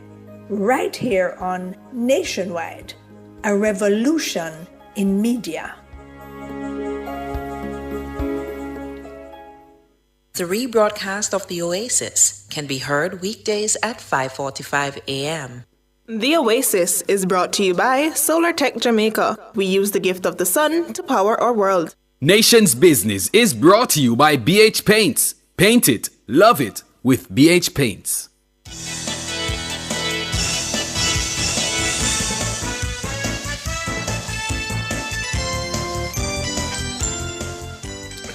Good evening. It's 6:40 and it's time for the Nation's Business. I'm Siobhan Campbell. And I'm Ricardo Brooks. Are you well, Mr. Brooks? I am very well, Siobhan. How are you? Calm? Yes. Good.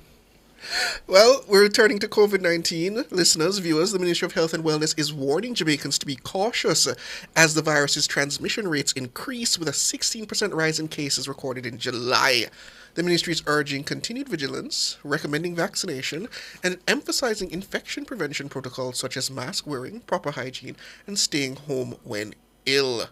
With 13 COVID-19 deaths reported since the start of the year, the ministry is particularly advising individuals and those with chronic conditions to be mindful of their care management. With us now to discuss, the Minister of Health and Wellness, Dr. Christopher Tufton. Good evening, Dr. Tufton. Hi, good evening, guys. Good evening to your listeners. Do we yet know what's causing this uptick in COVID cases? Well, I think maybe the clinicians would be better able to respond to that, except that it is happening. It's not unique to Jamaica. There are different reasons advanced. I think the conditions for spread may be based on environmental factors, is maybe one thing. The mutation of the virus, another. We did say in the late stages, after we declared the end of the pandemic, that COVID was not going to go away. It was going to ultimately become similar to the common flu, which can lead to pneumonia, or it can be easily treatable. And I suspect we're getting some of that. It's important to continue to monitor. Unfortunately, we have had, I think, 8 deaths since January associated with COVID or complications from COVID. And therefore, the vast majority of persons who have been affected have been able to be treated and gone home. So, it's important to highlight it, but not to cause panic or not to get people to feel like, they can't go about their normal lives. As long as they take the precaution and if they have symptoms, seek remedy from a doctor. And on those precautions, Minister, has there been any increase in take-up of vaccinations since the concerns over the increase in COVID rates? Not really. I mean, I've personally gotten 1 or 2 inquiries about where to get the vaccine. We have the Pfizer now available in the country. But I don't sense that there's any great anxiety around some of the things that we have said. I don't want us to be complacent, so I have to be careful how I say that. But we still feel that it is sufficiently important for persons to be aware and to take the necessary precaution. But I don't get the impression that there's any major uptick in getting the booster vaccine or getting vaccine at all. And so what do you expect that to mean now, since that we're seeing this uptick? Well, we are monitoring carefully, which is why we put out the numbers and the advisories. There is an increase in positivity rates. There is normally multiple times what we detect that is in the population. That's kind of standard, where for every one that you identify, there may be 8 or 9 times that. I noticed on the international, WHO is reporting maybe 20 times what is being reported, because not everybody reports to a hospital or a doctor or is tested. So because we see an uptick in presentation, it means that there's also an uptick in the wider population. So we are saying to persons, if you have symptoms, and the symptoms we know, hopefully, the coughing, the flu-like symptoms, it could be COVID, it could be something else. If you're coughing, put on a mask to be absolutely safe, and then seek medical help, because you really don't want persons deteriorating to a point where it becomes necessary for hospitalization. And that's the main purpose of the communication, for the public to be aware and to take precaution. Certainly, Minister, and this is me using this word, not you, so just to make the division there's a bit of complacency in the society as it surrounds COVID-19 and vaccinations for it. And I know at the height of the pandemic, there were soundings as to making COVID vaccinations a part of the regular regimen of vaccinations in the country. Have those plans been scrapped completely now? To make it mandatory, you say? To make it as part of the normal regimen of vaccination? Oh, well, I mean, immunization for us is extremely important for a number of reasons. And we have a history of immunizing our population against certain things, which, to my mind, has done a lot of positive for us. COVID vaccines, we still maintain, have served us well to the extent that persons have taken those vaccines. The take-up was quite low, just over 30%, I believe. We have had, however, other means of securing the population, despite the low take-up. On a number of other variables, we have done well as a country, mortality rates and so on. I think we have a very efficient primary healthcare system, where we visit homes, we provide information, we give guidance, the health centers that are networked. So vaccines represent one of the tools. We think it's a very important tool, and we will continue to say so, and hopefully to encourage Jamaicans to see this as a very important part of the COVID response in terms of self-protection. Hmm. And I recall, Minister, that there was an appeal, or rather concern, that other forms of vaccination had sort of fallen off at the height of the COVID scare. Have we returned to pre-COVID levels yet? I don't have the data in front of me, but I know there have been renewed efforts to try and get where there may be some decline. I mean, we're in the 90s for the important vaccines, but we may have slipped a point or two in some instances because at the peak of take up we would have been in the very, very high 90s. It should be noted that the Americas does have a problem, particularly Latin and South America and Central America with take-up being as low as 80%. And that is a cause for concern, and that has been discussed at the level of regional health bodies like PAHO. We are ahead of the Americas, and that is good, but we really don't want to slip. Now, there are areas that we have introduced recently, like the HPV vaccine for 12-year-old ladies in the first instance, as we have been administering through the school system, where the take-up has not been very good. It requires permission from the parent, and for one reason or the other, those take-up has been less than what we had targeted. And there is an attempt to try and recalibrate the approach to try and get more take-up. HPV or cervical cancer is number 2 behind breast cancer as a leading cause of death in women. And so it's important for us to push that. So, in a sense, we are still holding our own, but there's a lot more to be done, and particularly too because the discussion around immunization and vaccination has been loud during the COVID pandemic, with the anti-vax movement being a lot more vocal and having a lot more reach using alternative media. And that, I believe, has created some concerns among populations, not just in Jamaica, but around the world. Mm-hmm. And for those who still want to take the COVID vaccine or the booster, remind us where they can access the vaccines. Depends on where you are in the country. What the standard response would be to call the health office in the parish capital and find out which health center. Normally there's a central health center that has the vaccine, or maybe multiple ones. So if you're in a particular parish, just get in touch and ask. But we do have Pfizer vaccines that are available. Mm-hmm. And it's the recommendation is still, especially those who are elderly, those who have chronic. Absolutely. Those persons who are most vulnerable, compromised immune systems, persons who have had cancer, diabetes, hypertension, older population, healthcare workers who are exposed every day. Those persons would be the persons that should take, if not taken already, the vaccine. Otherwise, they can actually take a booster shot to improve their resistance. Mm-hmm. Minister, I recognize the caution as which you're approaching this, but just in terms of statistically, what would be the threshold for it to be considered an outbreak, and where are we in terms of nearing that threshold? Thresholds vary depending on, because it's a moving target based on the averages, the law of averages.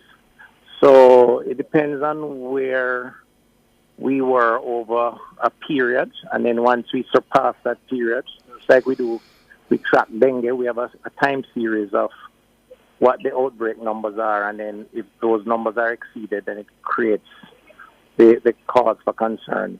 I don't have what those numbers are for COVID in a given period. We have a relatively short history. I'm sure the epidemiology team would have some of those more specifics, but we're not there. That much I know for sure. We are monitoring, and we have an increase, but it's not a crisis, but we shouldn't be complacent. And just finally from you, Minister, I know there was that recent hubbub regarding ventilators and ICU units, and much of that capacity was put in place during the COVID pandemic. Do we still retain that surge capacity? Yes, we have ventilators. I think we have spoken about that. And have benefited a lot from the COVID experience by expanding capacity. We have COVID wards that are still in effect. Sometimes they're used for different reasons. Up at UWI, for example, there's a ward that was built right beside the accident and emergency. St. Joseph's Hospital, Falmouth Hospital, and I could go on. The ones that had the temporary structure, the tents, like at Spanish Town, that was dismantled recently, partly because of the rains that came. Spanish Town, I think, was also affected. I'm not sure if they have put that back together, but the more permanent ones, Sub Hospital and others, have either been converted to regular ward space, and if possible, could be reconverted if necessary. Let's hope it's not. As of now, it's not. And Minister, I doubt there's anybody who doesn't already know the protocols, all of them. I mean, vaccination, of course, being one of them. But just in case there's anybody who hasn't heard, what are some of the other measures that people need to be following to keep themselves safe? Well, it's really about sanitizing your space, your hands, the hand washing, using the sanitizers. If you are in a crowded space and you feel unsafe, wearing a mask continues to be important. If you're coughing, wearing a mask is important to protect others until you can determine your position. And if you have symptoms, flu-like symptoms, then you should visit a doctor, and you can actually do a test to confirm if COVID is in fact the cause. Minister, your permanent secretary indicated he's going off on study leave. I believe he said at the end of August, September. Have you made any recommendations for a replacement yet? I have, but you will hear in due course. Is that somebody currently in the ministry? Remember, no, I don't choose a permanent secretary. Yes, that's why I said recommendation. So, okay, good. That's the right choice of word. It will be someone who is in the system. We have to. There's a lot going on in the ministry now, and there's an important need to ensure as little downtime as possible. This permanent secretary has done a lot over the 5 years he has been there, and as a team we have started a lot of projects. A lot is happening, not to mention the day-to-day challenges that we face. So it's important to kind of ensure that there's continuity, and those factors would have gone into the recommendations. But of course, it's up to the Service Commission, the Public Services Commission, and that process is still working its way through. And you don't want to tell Siobhan and I, just as, just tell us alone. That would be highly premature because I wouldn't want to call a name and then have an alternative position put forward by the Public Services Commission. It's best to wait until that process is complete. Very well. That's fair. Dr. Christopher Tufton, the Minister of Health and Wellness. Thank you so much for your time. I appreciate it. All the best. Yeah, man. Have a good one. After the break, nature's remedies, and we're discussing charcoal. You mean like coal where you burn? Or that? Where you burn? You black something? None of that. Oh, it's not that. You don't know if it's that. All right. I probably coal. Because it's made from, that's from charcoal wood, right? It's charcoal, yes. That's charcoal. wood, yeah. I probably would, yeah. Okay. It's used in some remedies, yes. All right, cool. All right.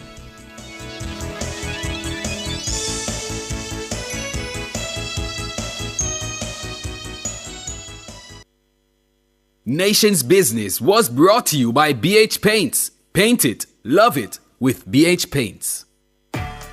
Together we're our people standing strong. 3 million Jamaicans, let's work as one. Such a course and work with a plan. Proud and tall, let's make the whole world understand. Every Jamaican have the heart of a champion. Such a core, big up with champions. Watch my style, watch my skill, watch my flow. Standing out anywhere where we go. Many goals, many dreams, many strides. All the black, green and gold, and we pride. Proud and tall, let's make the whole world understand. We are strong when we are one, Sagicor, celebrating Jamaican success. Does your bra ride up your back? Do your shoulders hurt from carrying the weight of your breasts? These are signs of an ill-fitting bra. When was the last time you were fitted by a bra fit specialist? The bra experts at LaBelle Femme will take care of you. Drop into the store at 53 Lady Musgrave Road, Tuesdays to Saturdays from 10 to 5, and you will see the difference. Or call 876-622-6091.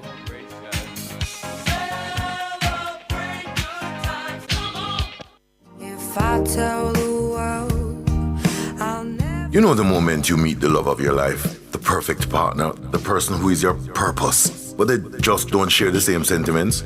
How many times have you heard, if you really want someone, you should be prepared to invest time? But at what point do you realize reciprocation isn't really gonna happen? What happens when a friendship starts to sour because you just won't stop in the name of love? Or you become a bit bitter because you'll only ever be friends or become enemies? Join me, Rodney Campbell, every Tuesday from 9 to 10:30 p.m. for Fears of the Heart, right here on Nationwide 90 FM. This Tuesday's topic: how long do you chase a love you might never catch?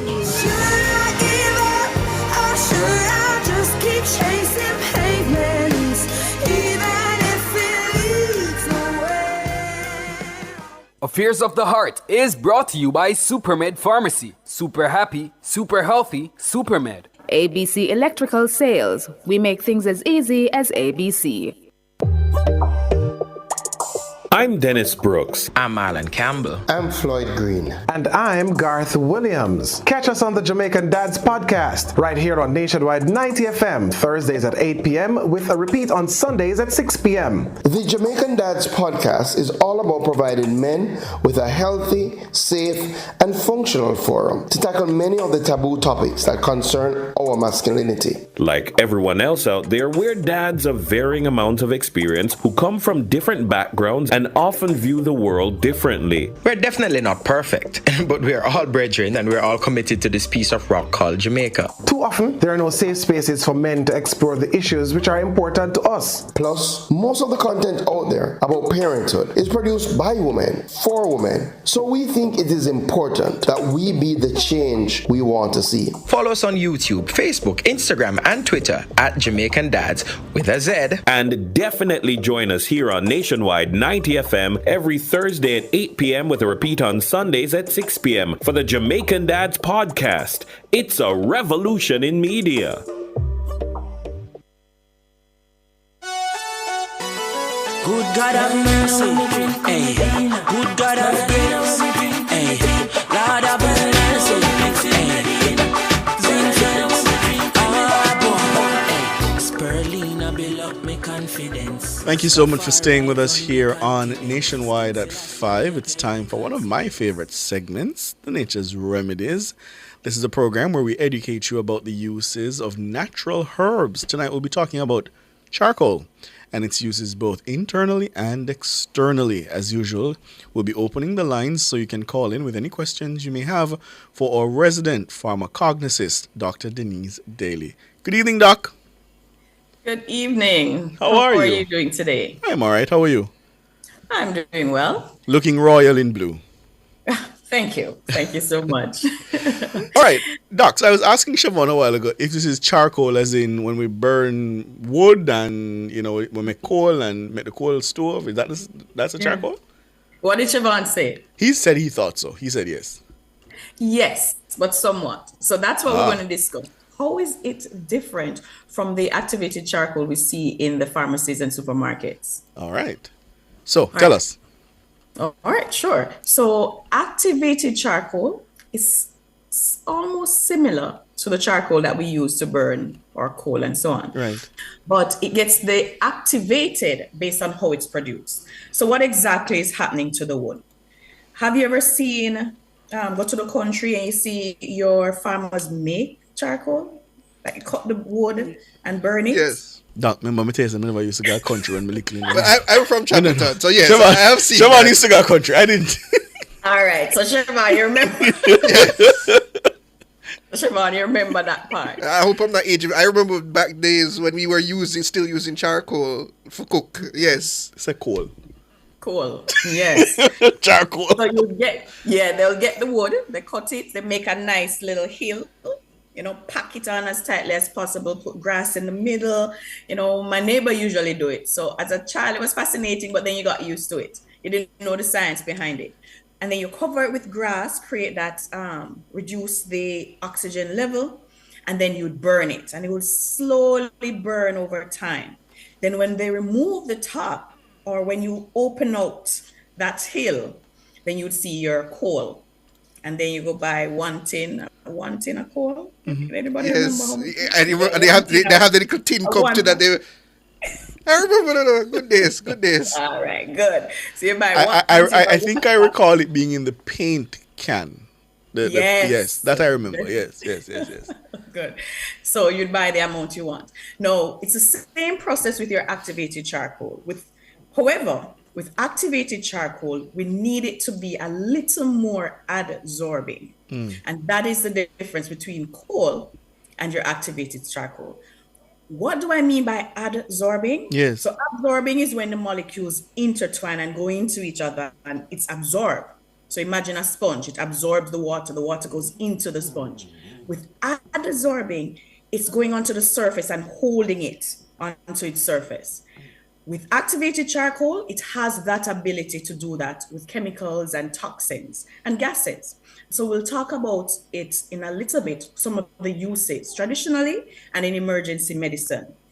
Now, the type of wood we use is coconut shell, your bamboo, hardwood. Those are the most common. You have other types that are used, organic matter, bones, you name it. Once it's organic, peat, they can also use. But when you're looking at your internal activated charcoal and those that are used medically and in traditional use, it's normally your wood, coconut shells, or your bamboo. Those are the top ones. So the absorption that you speak of, Doc, how do you ensure that you don't go too far into making coal as opposed to the one that you can use medically? All right, so I'm going to tell you how it's made. Right.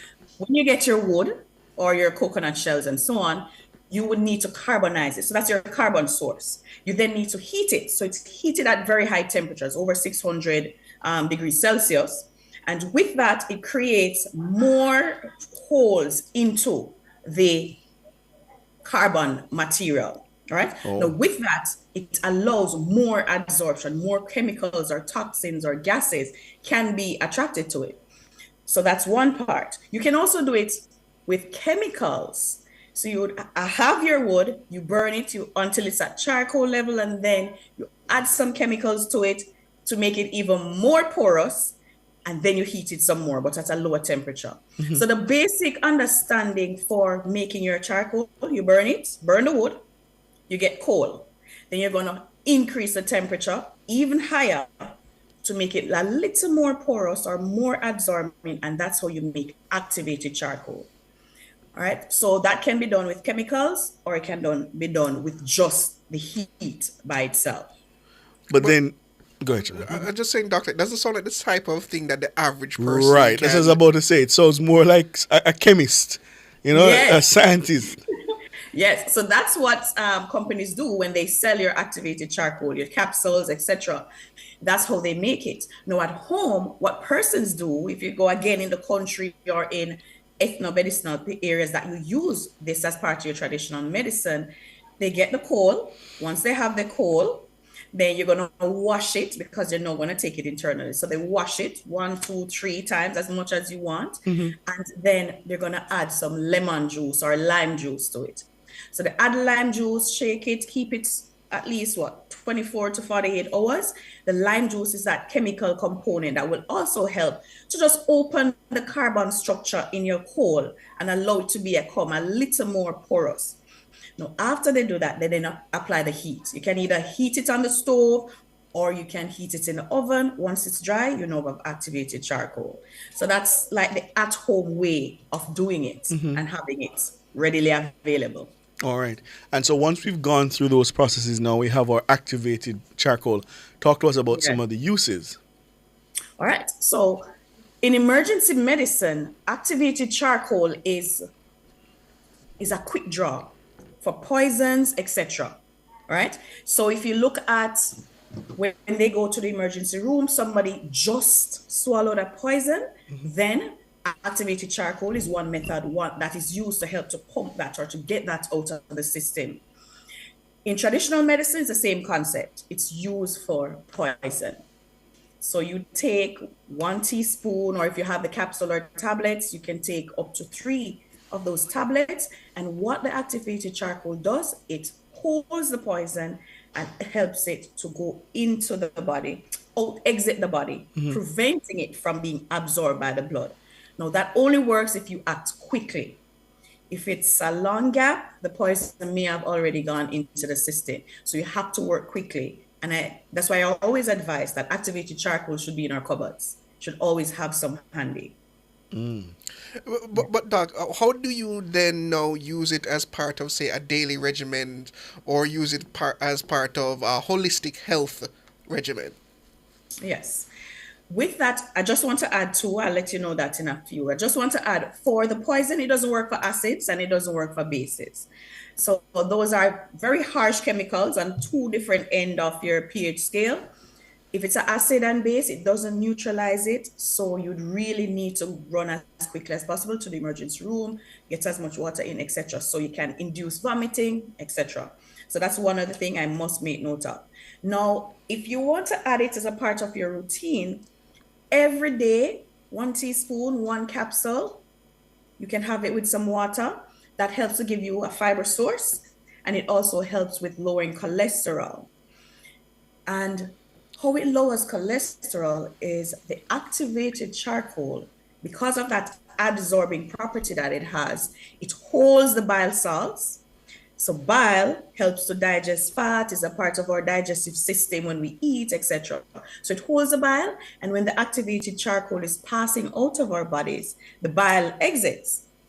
Now, bile needs cholesterol to make more. The body needs cholesterol to make more bile. So it starts pulling it from your blood to make more bile. And it continues doing that. As it pulls it from the blood, that's how it helps to lower your blood cholesterol level.